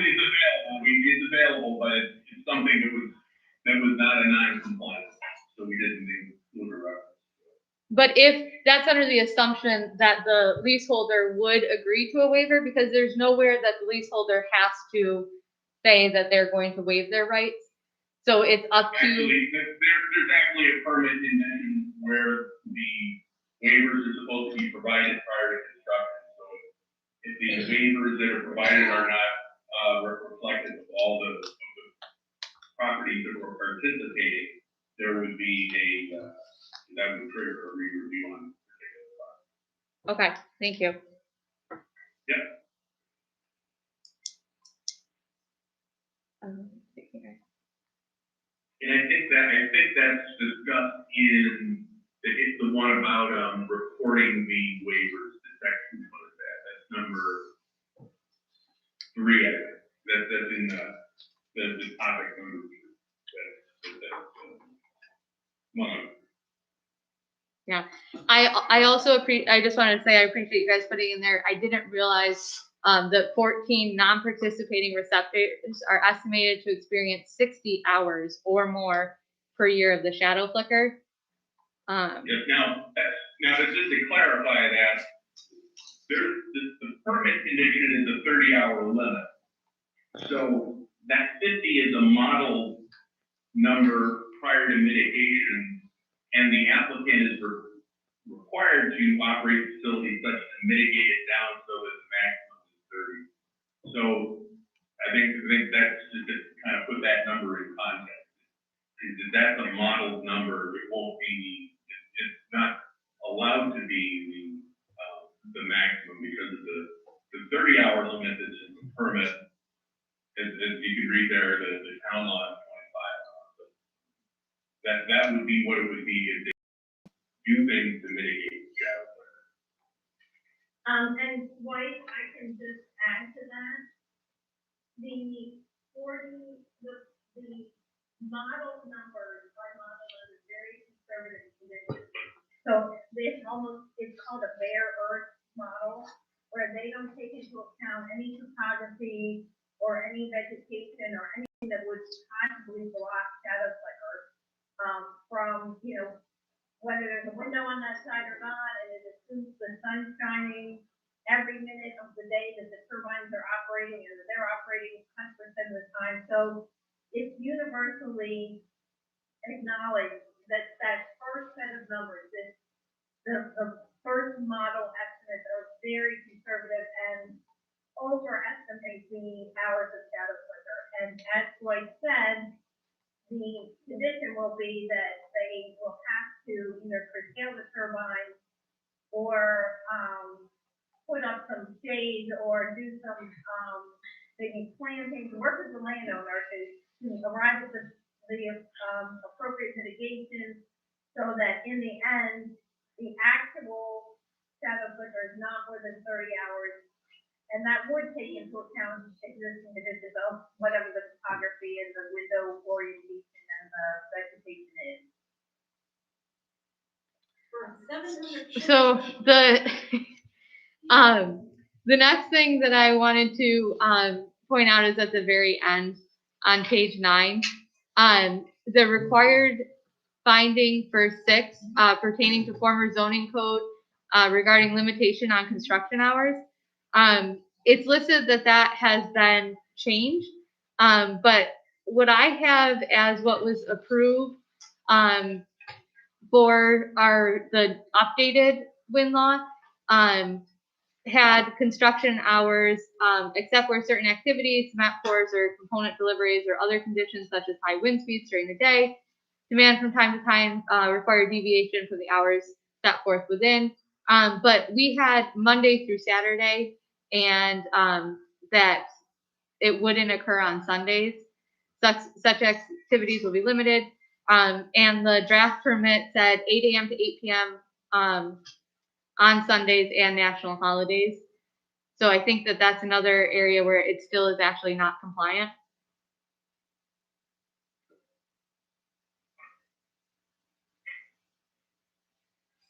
I don't necessarily think that that's something that we're going to be petitioning on, but I do think that it's worth noting. We can double check that one. I think there was, we can double check that. And then this is same with the required findings for 7 pertaining to former zoning code related to wind turbine foundation depth. I have that we didn't actually change that it was still going to be the 4 feet. The only thing is I didn't have the time to look up in the draft regulations. It was talking about a code that I wasn't, the 19 NYCRR. And I didn't have a chance to look up what that was. But that didn't change in our law from prior to this time, from our previous law to the newer version of our law. I didn't catch your whole comment. I think the issue with the foundation was the old law required the foundation to be buried with that 4 feet.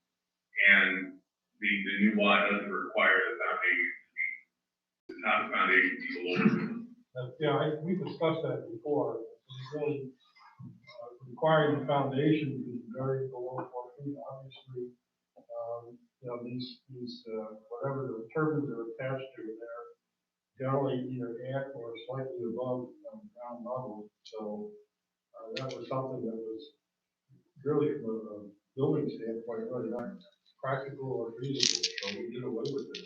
I looked up on our town website, the new solar law, letter L says below grade foundation, the foundation top of each wind energy conversion unit shall be buried to a depth of 4 feet below ground or to the specifications. That's the old law, that's the old law. So so the old law is what we have on our town website then. Cause I wanted to make sure that I had the newest, wanted to use the right one. So I went on, our E-code is definitely the old law, which needs to be updated. But this one, that is on our town website, 103.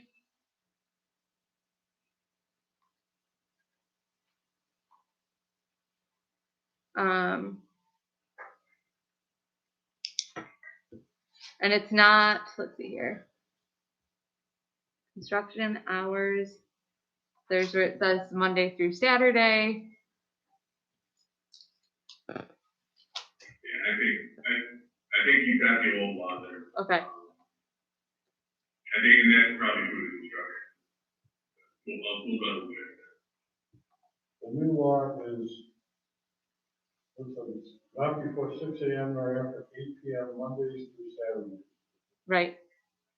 And the draft regulations say that Sundays, 8 a.m. to 8 p.m.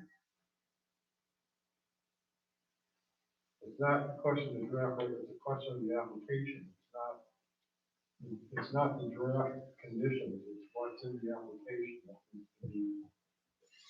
But so that's a great question. So if the, Dwight, if the regulations or the draft regulations say 8 a.m. to 8 p.m., but the application says they won't work on Sunday, that means they aren't allowed to work on Sunday, or does that mean that they can go by the regulation? It's an emergency situation, I think we talked about it before, if there's some type of a concrete pour, we can't wait. I'm not asking about emergency Yeah. situations. I'm asking about day to As day. I recall, that was what Lance had said was the issue, was that the old law was rigid such that it didn't provide, provisions for emergencies or things like continuous concrete pours.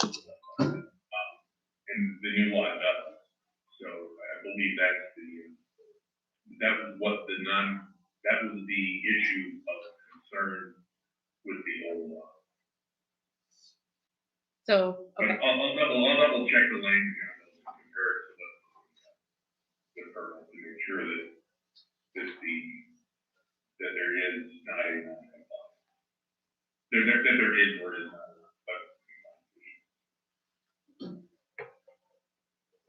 But when Lance and I look at it, we believe.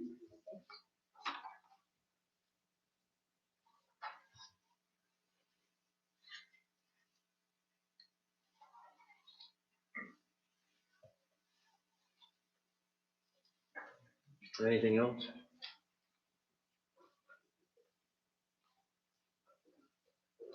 Now, this has to be submitted to ORAS by the 19th or 20th? 18th. Okay, this has to be submitted by the 18th, which is Tuesday. Okay, thank you. Yeah, I have to look here. I would like, I don't know how to word this, because there's 2 items you are going to take a look at, which may constitute a change. But I would like to have a resolution. You want a motion to authorize the submission of the statement of compliance with local law and regulations. Yes, And it's done and submitted by the 18th. Because if it's not submitted by the 18th, that's going to be bad for us. No, it's bad for us. It is. It's bad because then we would have waived the right we have. We lose all. So Same. I move that, or move for a resolution to authorize the submission of the, letter of compliance for the ORES for the Heritage Wind Project with the, after the evaluation of the comments that were made, this evening, so that they can be submitted by the May 18th deadline. Sounds good. Any grounds I with just that? need you to repeat, to be authorized the submission of it after the what? After review of the additional comments that were made this evening. The only item I had was confirming the construction hours. Is there another one? I guess I just want to make make sure that I get the right copy of the updated solar law, that I can make sure that, I will look into that. Not solar. I'm sorry, the wind law, to make sure that the 4-foot foundation is no longer in there. And I don't mind, I will look at that. That one I am sure of. Okay, That one then that's fine, then I won't look at that one. So it's just the one. Okay, Carrie has made the motion for the resolution. I'll second it. Tom seconds. Lynn, how do you vote? Yes. Carrie? Yes. Tom? Yes. Margaret? Yes. Very good.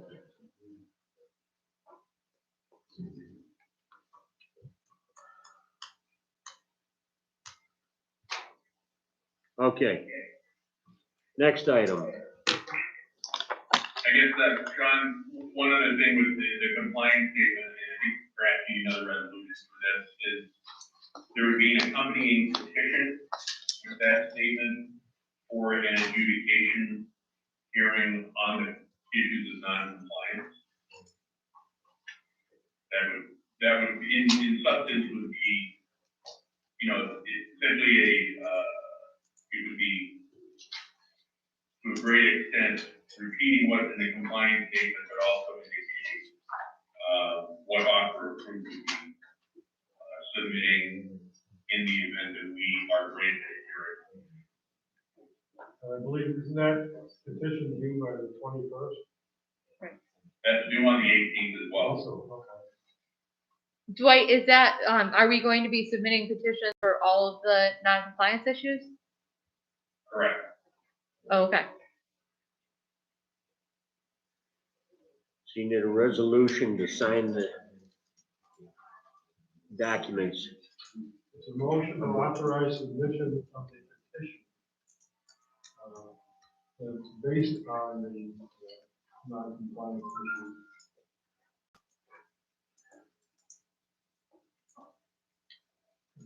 Want to reword that again for? I got it.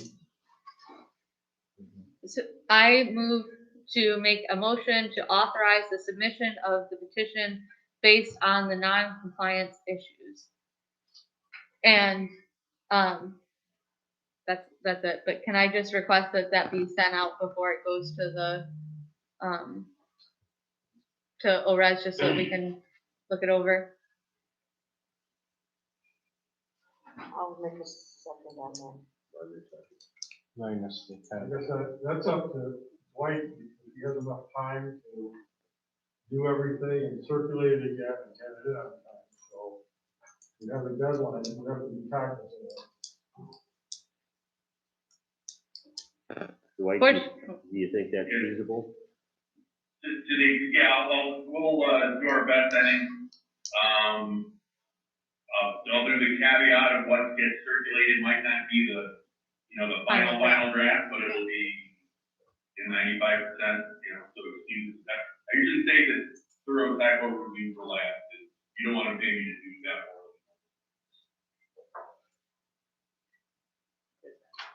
Very good. Lynn, how do you vote? Yes. Carrie, how do you vote? Aye. Yes. Tom, how do you vote? Margaret? Yes. All right.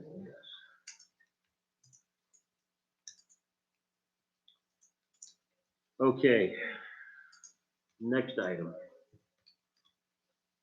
Post-issuance tax compliance resolution. This is something that just got sent to us. That according to Hodgson Russ, sounds like we're supposed to be doing it every year, but we haven't done it since 2013, I think was the last time. I think 2013 was one they sent us as an example first. Now, the purpose of this, the IRS has been strongly suggesting,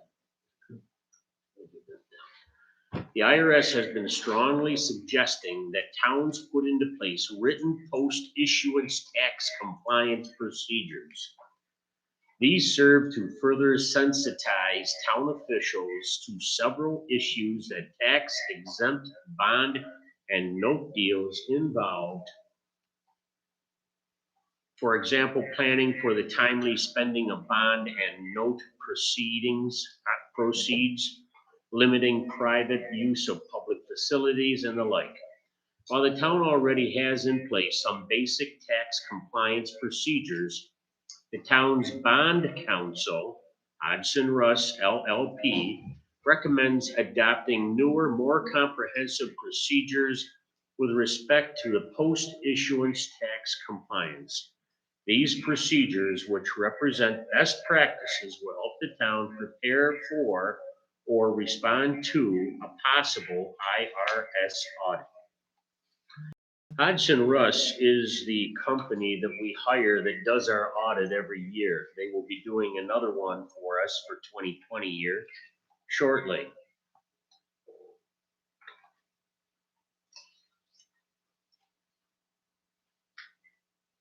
So what I'm looking for here is the resolution, whereas the Internal Revenue Service has issued regulations requiring users of tax exempt obligations to certify on various forms that they actively monitor compliance with federal tax rules following the issuance of such obligations, and whereas the town is a periodic user of tax exempt obligations and thus is subject to the aforementioned compliance requirements, which are critical for the preservation of the preferential tax status of those obligations, and whereas it is therefore in the best interest of the town to adopt formal written procedures to ensure such compliance and to designate an official responsible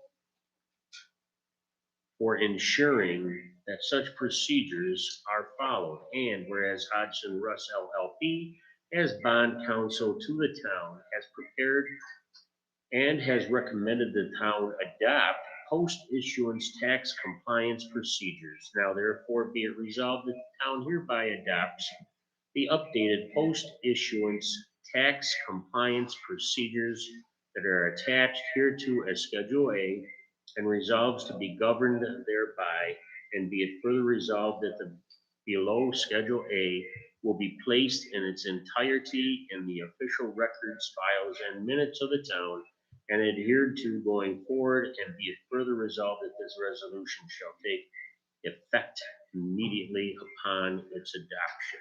Basically, all this is doing is reiterating the fact that you're not gonna spend money that you get from government programs like the water district.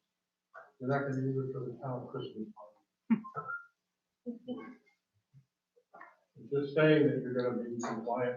You devote the monies that you get to the uses for which they are prescribed, and nothing else, which is nothing different than what's already happened.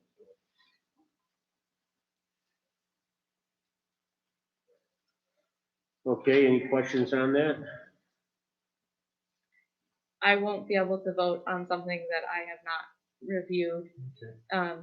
Schedule A is 14 pages long. And I would love to review this and have this on the agenda for next meeting for old business.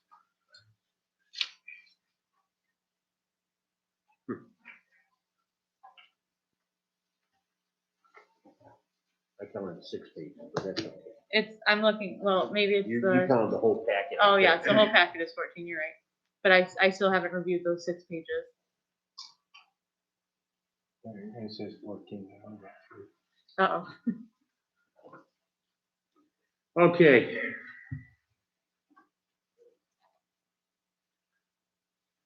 Mr. Mark, you say that there is nothing different from this, from what we had Well, before. it may be more in depth, but the whole purpose of it is essentially saying to just make sure that the town is properly monitoring, the spending of the funds that they get, through tax exempt, offerings, or, from even bonds that are issued by the town. If you just simply say in some substance that you're going to use the money and make sure you use the money for the purposes for which it is intended. Exactly. And as you use this as an example, it's with the water districts. Right.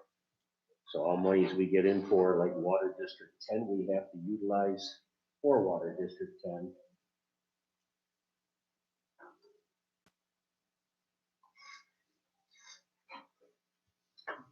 Okay. Do I hear a resolution for this? A motion for a resolution? There'll be a motion to adopt the resolution. It's a motion to adopt the resolution? Yes, You're making, I'll make the motion to adapt the resolution. okay. Do I hear a second? I'll second it. Tom seconds. Lynn, how do you vote? Yes, Carrie, how do you vote? I abstain. Tom, how do you vote? Yes. Margaret, how do you vote? And I vote yes.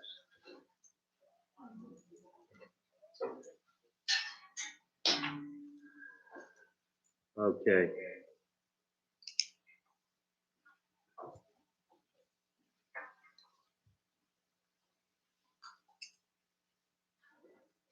Okay, we've had the public hearing on the solar law changes.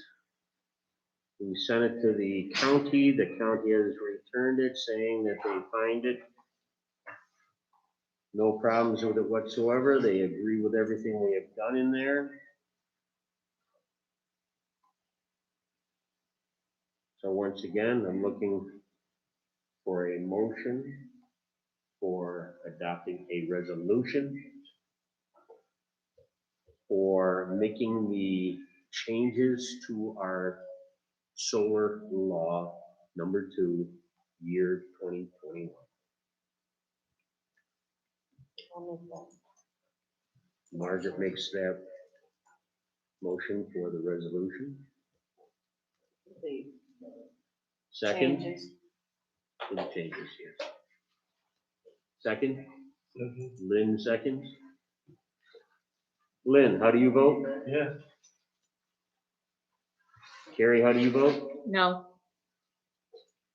Tom, how do you vote? Yes. Margaret, how do you vote? Yes. And I vote yes.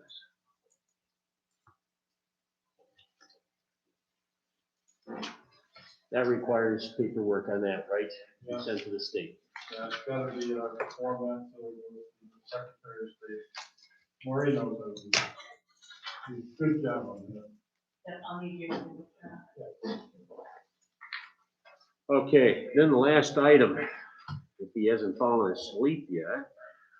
No. I thought, as we heard, yeah, they're not that off. And your cohort in crime that's sitting here in the audience yet. Yeah, I'm Andrew Gordon. I also work for AS. Here's the updated fee forms.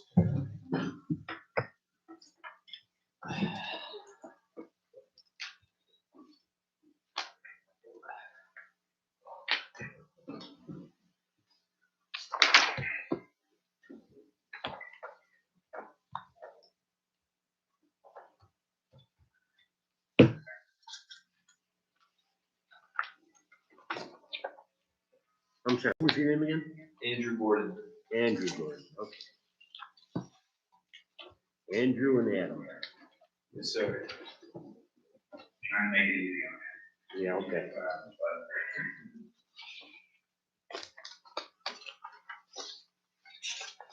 Okay, we have worked on this previously.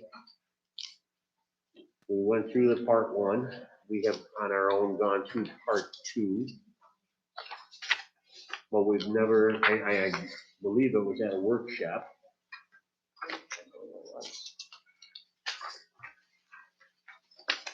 But we have not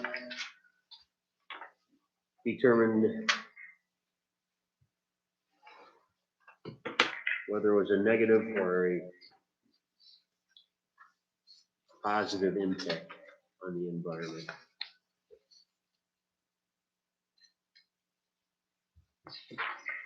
So I would like to get this done and out of the way. Like I said, we've had numerous discussions about this.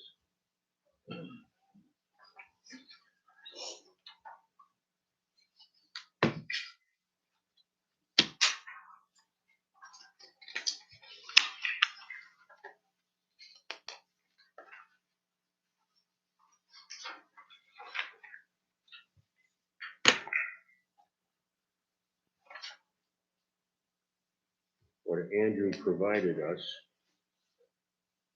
is the part one, which is their submission. You should still have part two. I also forward that this evening to everyone, because I know a lot of you guys have your computers and pull stuff up.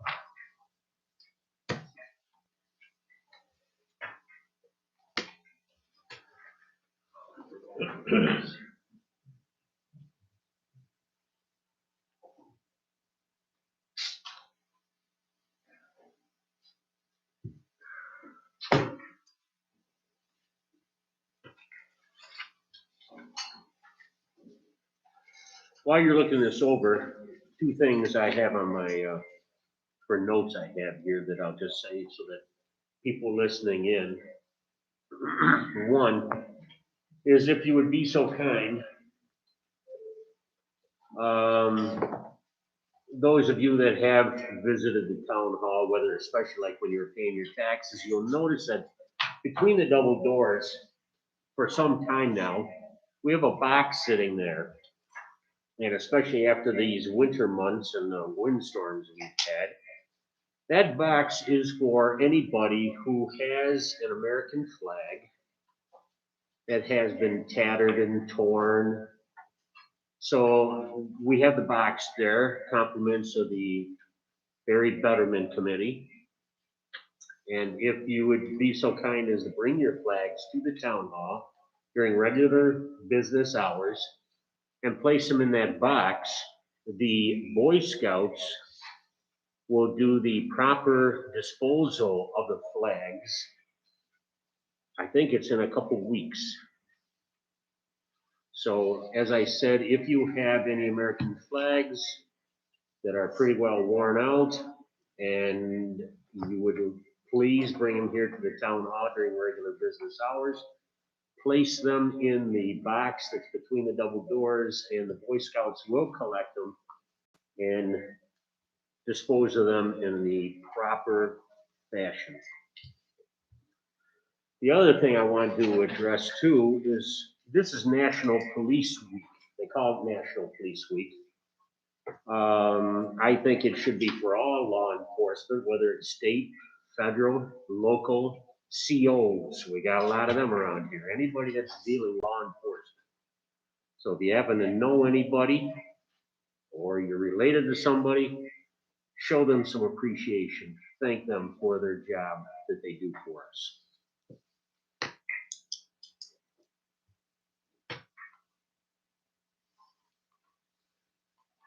And that's it for announcements that I have.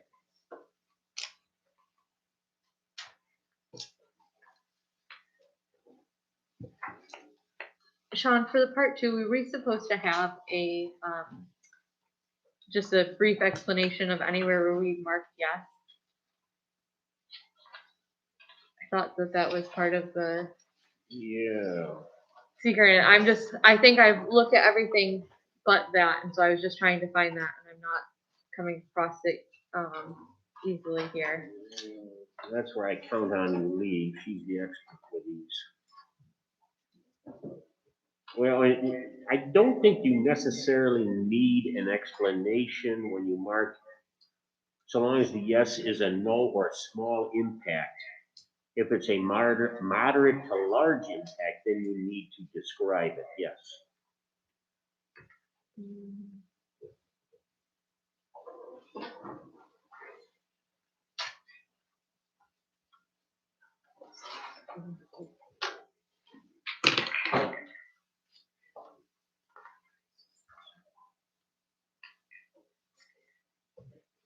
Is that in both section 1 and section 2, or just section 2? That should be for both sections. Okay, because we do have a couple of moderate to large. Where's that? Part 1 or part 2? Part 2 is what I'm looking at right now. What page? The first page, 1A.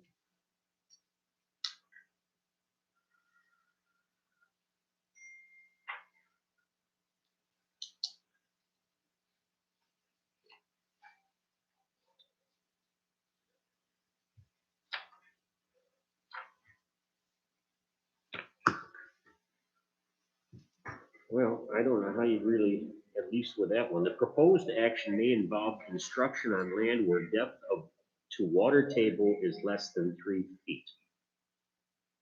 So I guess just saying that, there's a map that illustrates that, right? Is that one of the attachments? One of the attachments, yes. Andrew, how many pages is this complete? I mean, your application, it's like 70 some odd pages? Yeah, it's quite a few. And you do have one in there on the water table, correct? Yeah, there should be. Adam, are you familiar with which exhibit in the application represents the water table depth? Good question. The lately in, give me 1 minute here, I'll find it somewhere. We can deal with it here.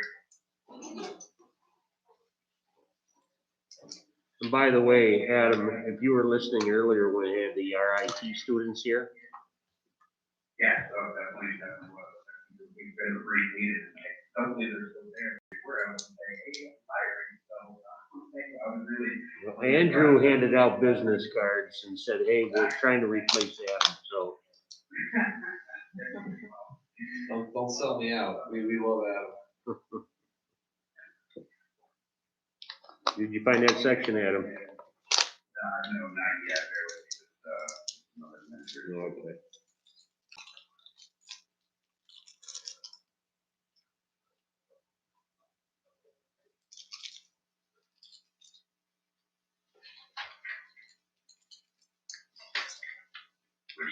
Looking through all the documents that we previously have provided, I believe it would have been in the DAF or part 1.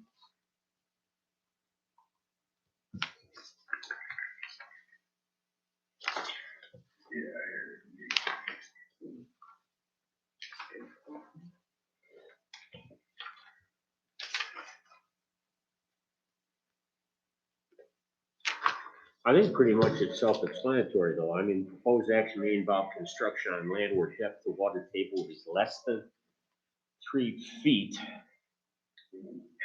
Yeah, so if you look at part 1, section E2B. That's not in the handout that Andrew gave us, is it? Adam, I only handed up the revised part 1 piece.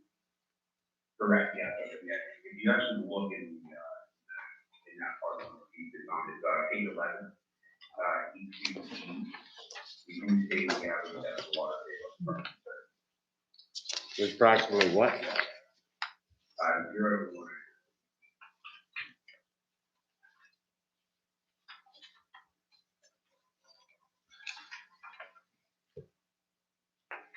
1.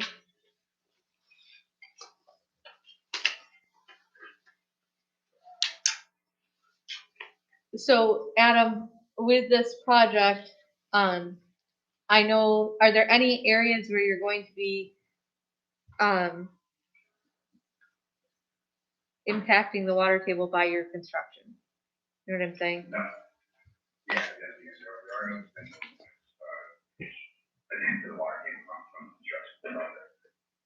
It's made, and also it is very cold water, you don't have to have, like, the impact of construction from our construction of our project is not impact.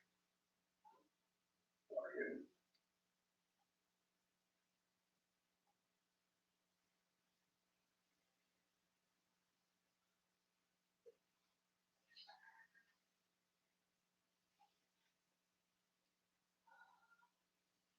So Sean, I don't know specifically, but my thought is that if we get that in writing, we would just say that we recognize that the water table in the area of this site is 0 to 1.5 feet, which makes us put yes on that part 2 of the seeker, but that we have documentation from the developer stating that the construction of this project will not impact the water table. You know what I mean? So that then we have, is that, or is that not the way that?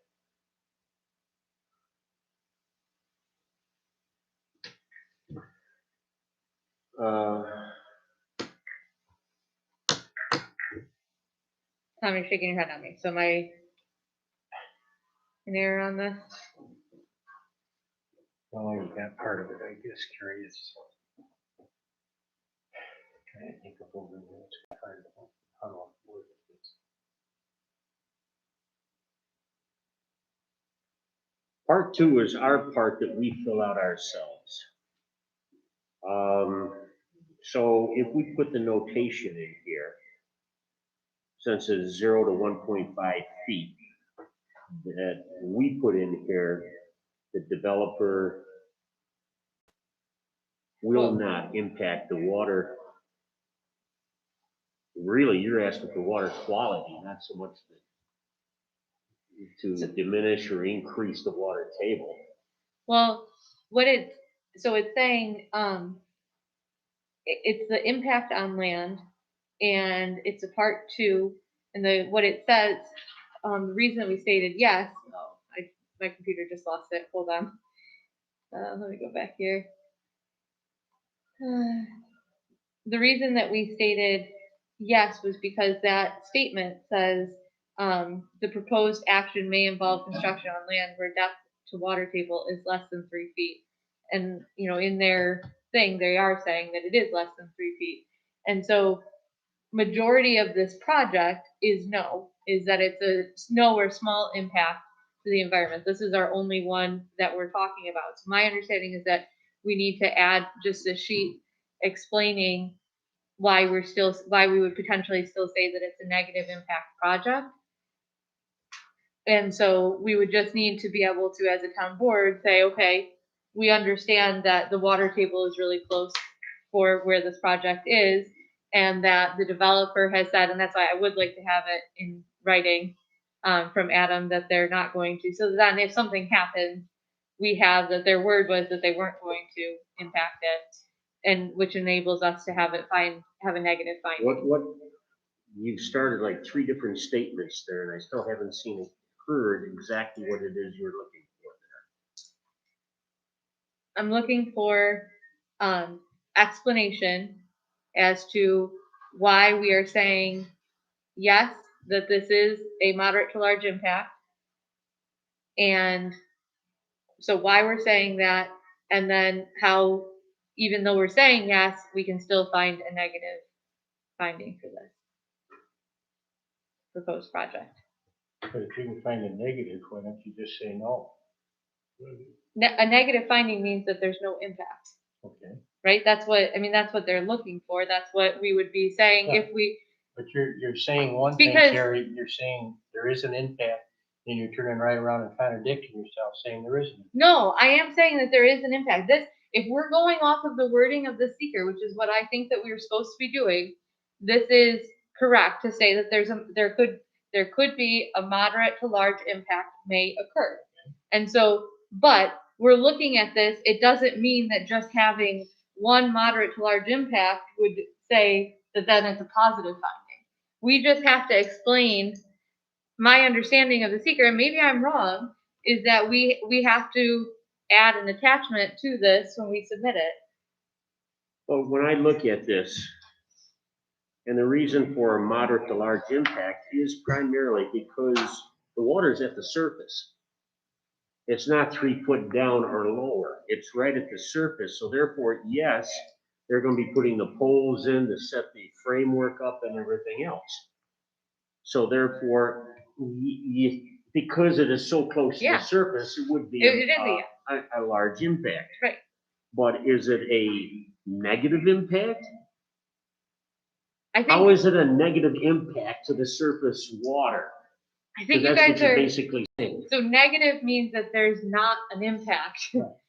Positive means that there is an impact. If we find a positive seeker, that means that this project is going to impact our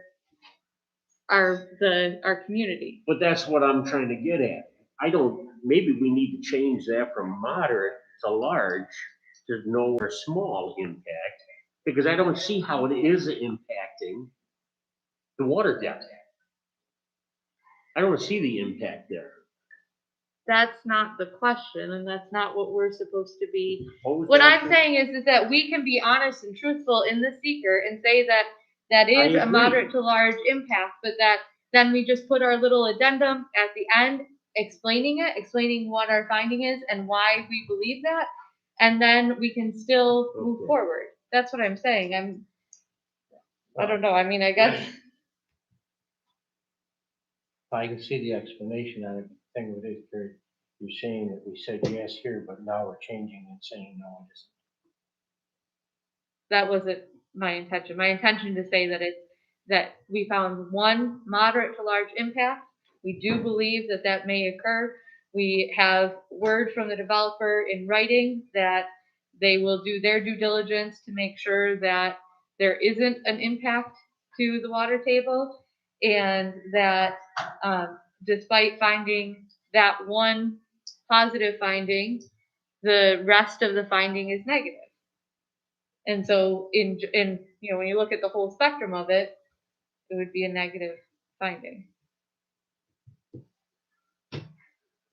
I just simply wrote down, due to the water table range for 0 to 1.5 feet in depth at this location,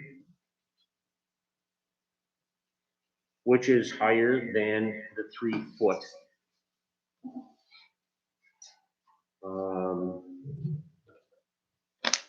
Higher than the 3 foot depth as pointed out. Ash.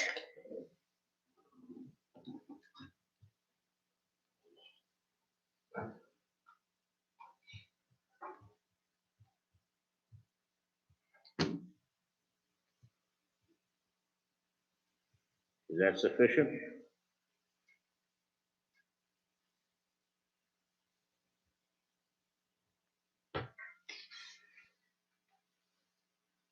Okay.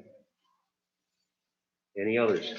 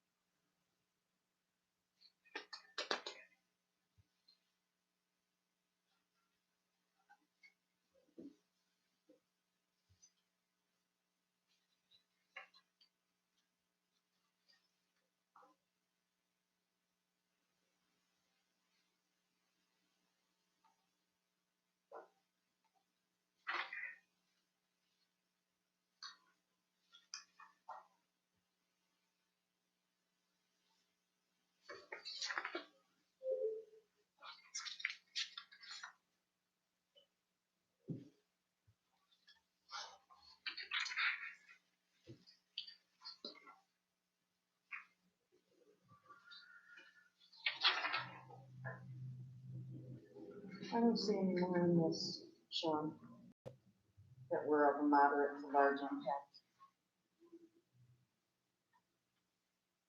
Okay.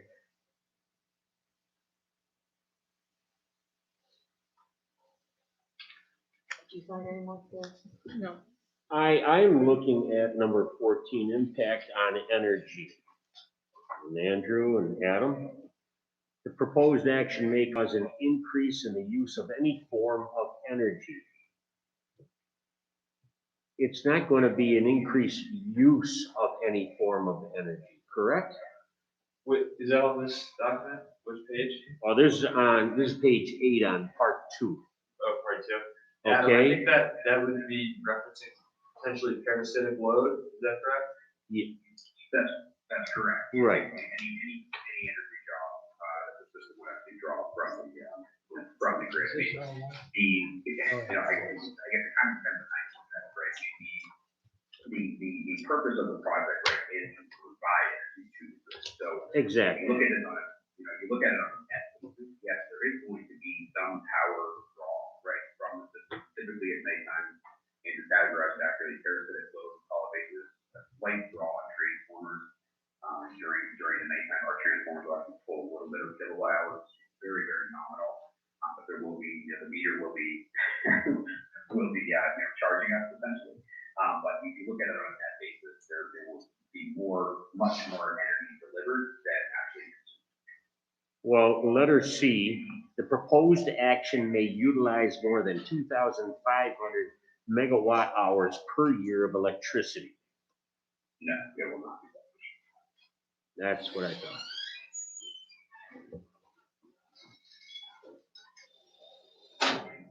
Okay, so therefore, that number 14 needs to be changed from yes to no.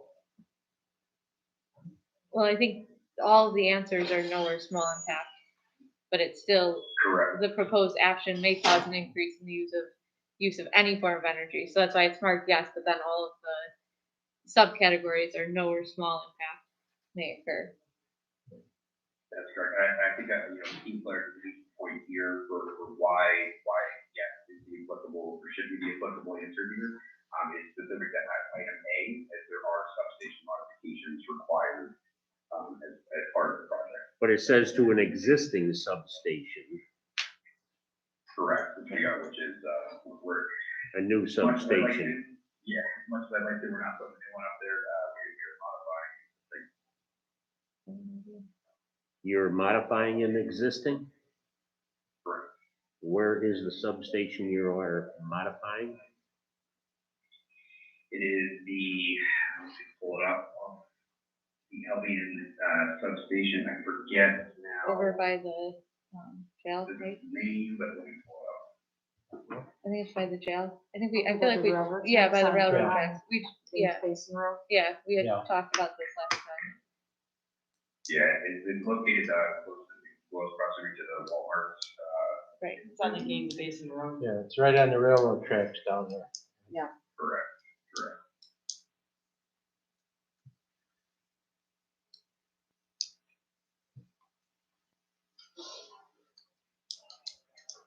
Okay, Yeah, it's, West Albion is 79, West Albion is 79.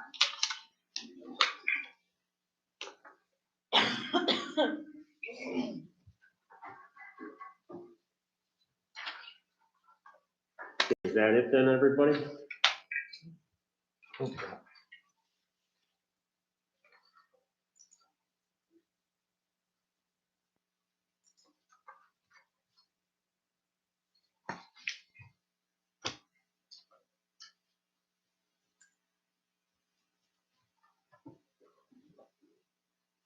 Okay, then, with the addition for number 1A about the water depth, we will include in that, due to the water table range from 0 to 1.5 feet in depth at this location, which is higher than the 3-foot depth. That is the reason for us marking the moderate to large impact. So including that in there, we feel comfortable with everything else then, right? So the question I have, this project will result in no significant adverse impacts on the environment and therefore an environmental impact statement need not be prepared according to this negative declaration. Accordingly, this negative declaration is issued.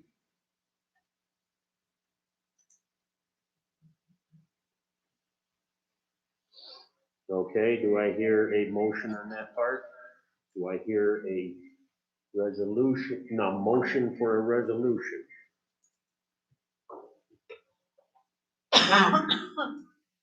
To accept this as a negative impact. I'll make the motion for the resolution. Negative declaration. Negative declaration. I'll second it. Okay, Lynn, how do you vote? Yes. Carrie, how do you vote? Yes. Tom, how do you vote? Yes. Margaret, how do you vote? Yes. And I vote yes.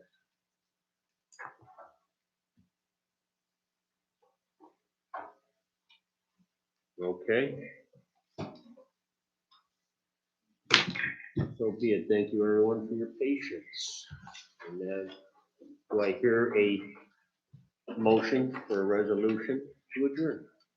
You're gonna go over the highway report? Oh, that's right. We still got all our own stuff. Can you tell after 2.5 hours I want to go? Okay. Sean, just want to say, thank you very much for yourself and the rest of the members of the board, and look forward to seeing what you'll be doing the application, so thank you very much. Thank you, sir. Andrew, thank you for your patience sitting here. I'm sure you got a lot of your own work done. No worries, I don't have it. Okay, my report. General fund, townwide, year-to-date expenses are $185,000 compared to the revised annual budget of $545, or we have used 33.92% of the annual budget. Highway townwide, year-to-date expenses are $303,005 compared to the revised annual budget of $896. That's for a 33.87% of the annual budget. So for this time of the year, we're sitting right about where we, I don't want to say should be, but we are sitting about where you would predict us to be. Dale, everybody got a copy of that? Of his highway and water report? Any questions with that?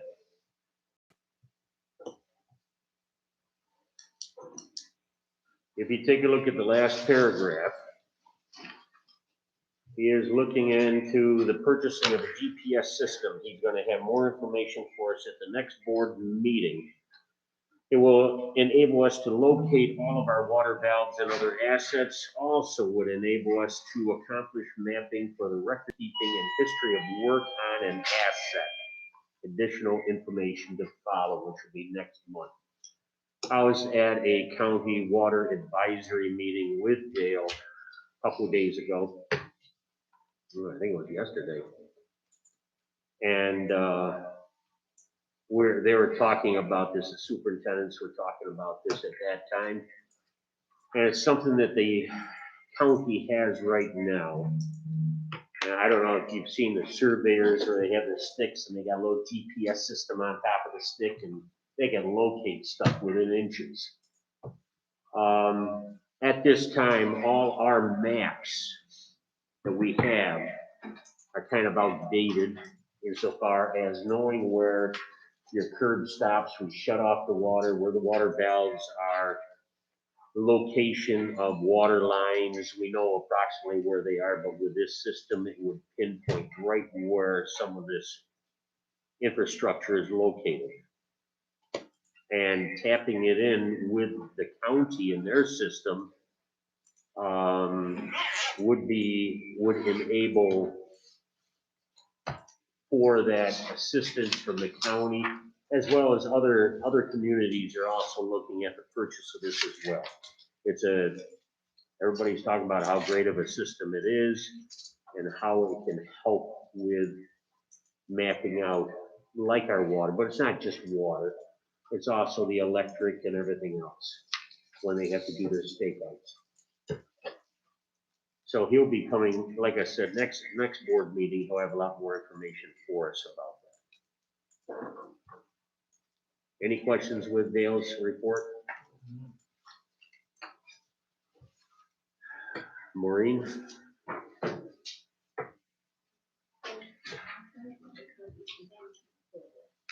There's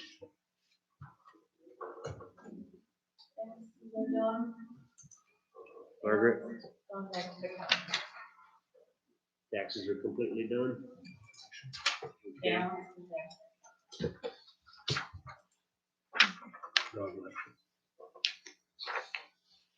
Okay, this is both the court report as well as yours. Okay. No, we need to put the breakdown, shall It's going right there in that file.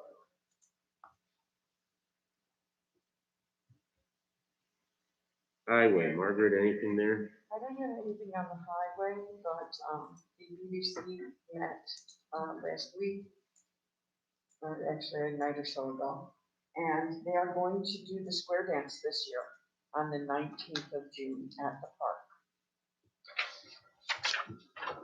June 19th? Yes.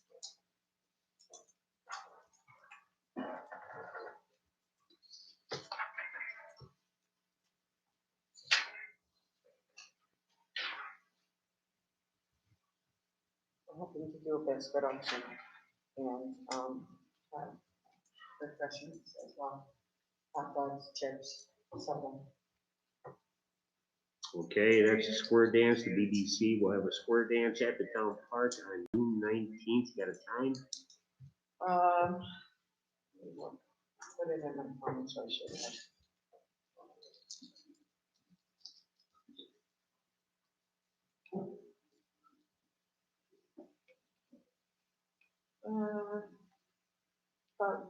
5:36.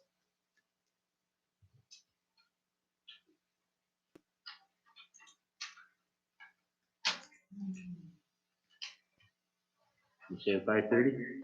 Yeah, it's 5:30. Okay, 5:30. And our next meeting will be before, so we can do another reminder. on the Okay. night. Our next town board meeting will still be before that, so we can do another reminder to everybody then. Tom, anything from planning board meeting? They talked about the battery storage collection unit. Yeah, they got that moratorium still. I don't know when that ends, but that's coming up soon, I think. You know when that's coming up, George? No, I think we pretty much hammered out the battery storage.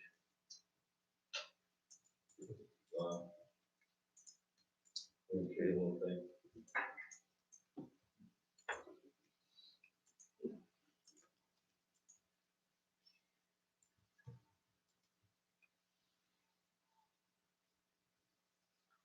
Zoning, Tom, anything from the zoning, they haven't met, right? I don't think they have, right? Oh, Okay. Lynn, park committee? Yeah, we had another meeting, the 19th of June, when they do the square dance, we're gonna have an auction starting at 4. We're gonna be, there's gonna be ads going out, but we're looking for donations. Anybody's got furniture, anything they wanna donate, and then we're gonna auction it off at 4. And that's at the town park? That's at the town park. Are there specific goals that they want to do with those funds? Well, what we're doing, yeah, we're putting it towards the electric. The goals are really the, I mean, they gave us the RIT guys gave us a nice presentation, but our first thing is to get power back. Yeah. That's, And what is the cost of that? And isn't there some funds already set from the 5%? there's $10,000 we have to get it just back to the terminal, wherever that is gonna be. It's 18,000.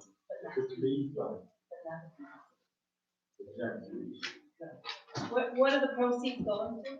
For the electrical, Put of the electric park. into the park. Okay, 10,000, terminal is 18,000. Yeah, we're gonna have. Posters, like a thermometer. Oh, yeah, where we are. We'll probably get something that start lower soon. Yeah. Right, right. Okay, Okay. that's when they're planning disposal of it. No, it's that hunter flags with the pictures.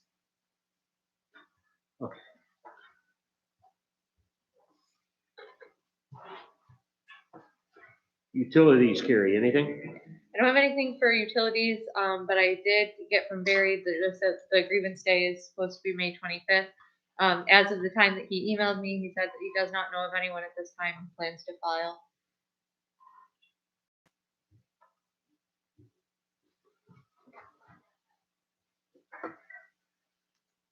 Times on that for grievance day? If there are people that have a grievance, I think they. Does he have specific times on that day if they do grieve? I can ask him and let you know. And, well, I think, don't they have to file? they have to They have file, the- so where do they get, they have to contact Barry, they can get his phone number from the, So his phone number and all of his information is on our website. He also has, where they can call him. He has his cell phone on there so they can call him directly. I have found him to be very responsive anytime that I have talked to him, and as far as setting up meetings or anything, he does not hesitate. So if anyone is having an issue with setting up meetings with him, let me know. But I mean, I think that he is very accessible.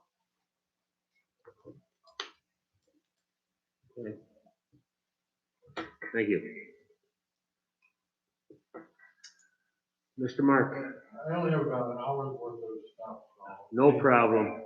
No, the only thing that we've done, we recorded the easement for Water District 10 and set the paperwork to rural development, certifying the project, so from my standpoint, it is complete.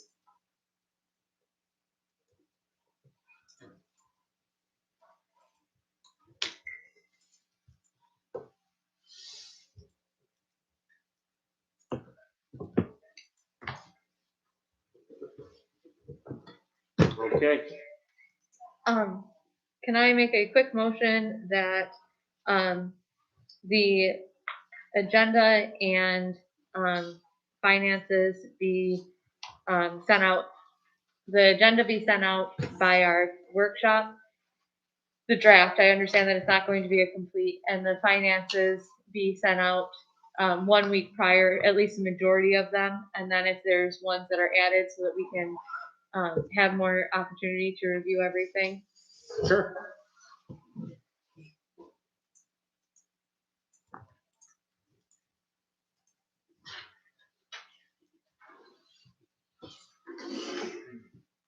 I'll make the motion that we adjourn. I'll second that.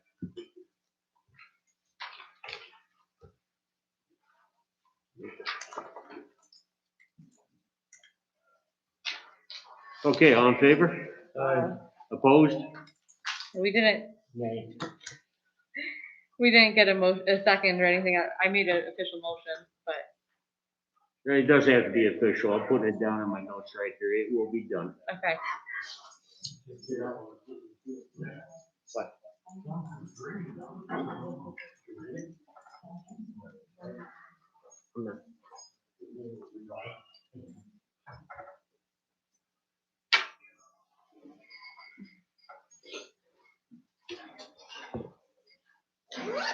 Okay, thank you, everybody.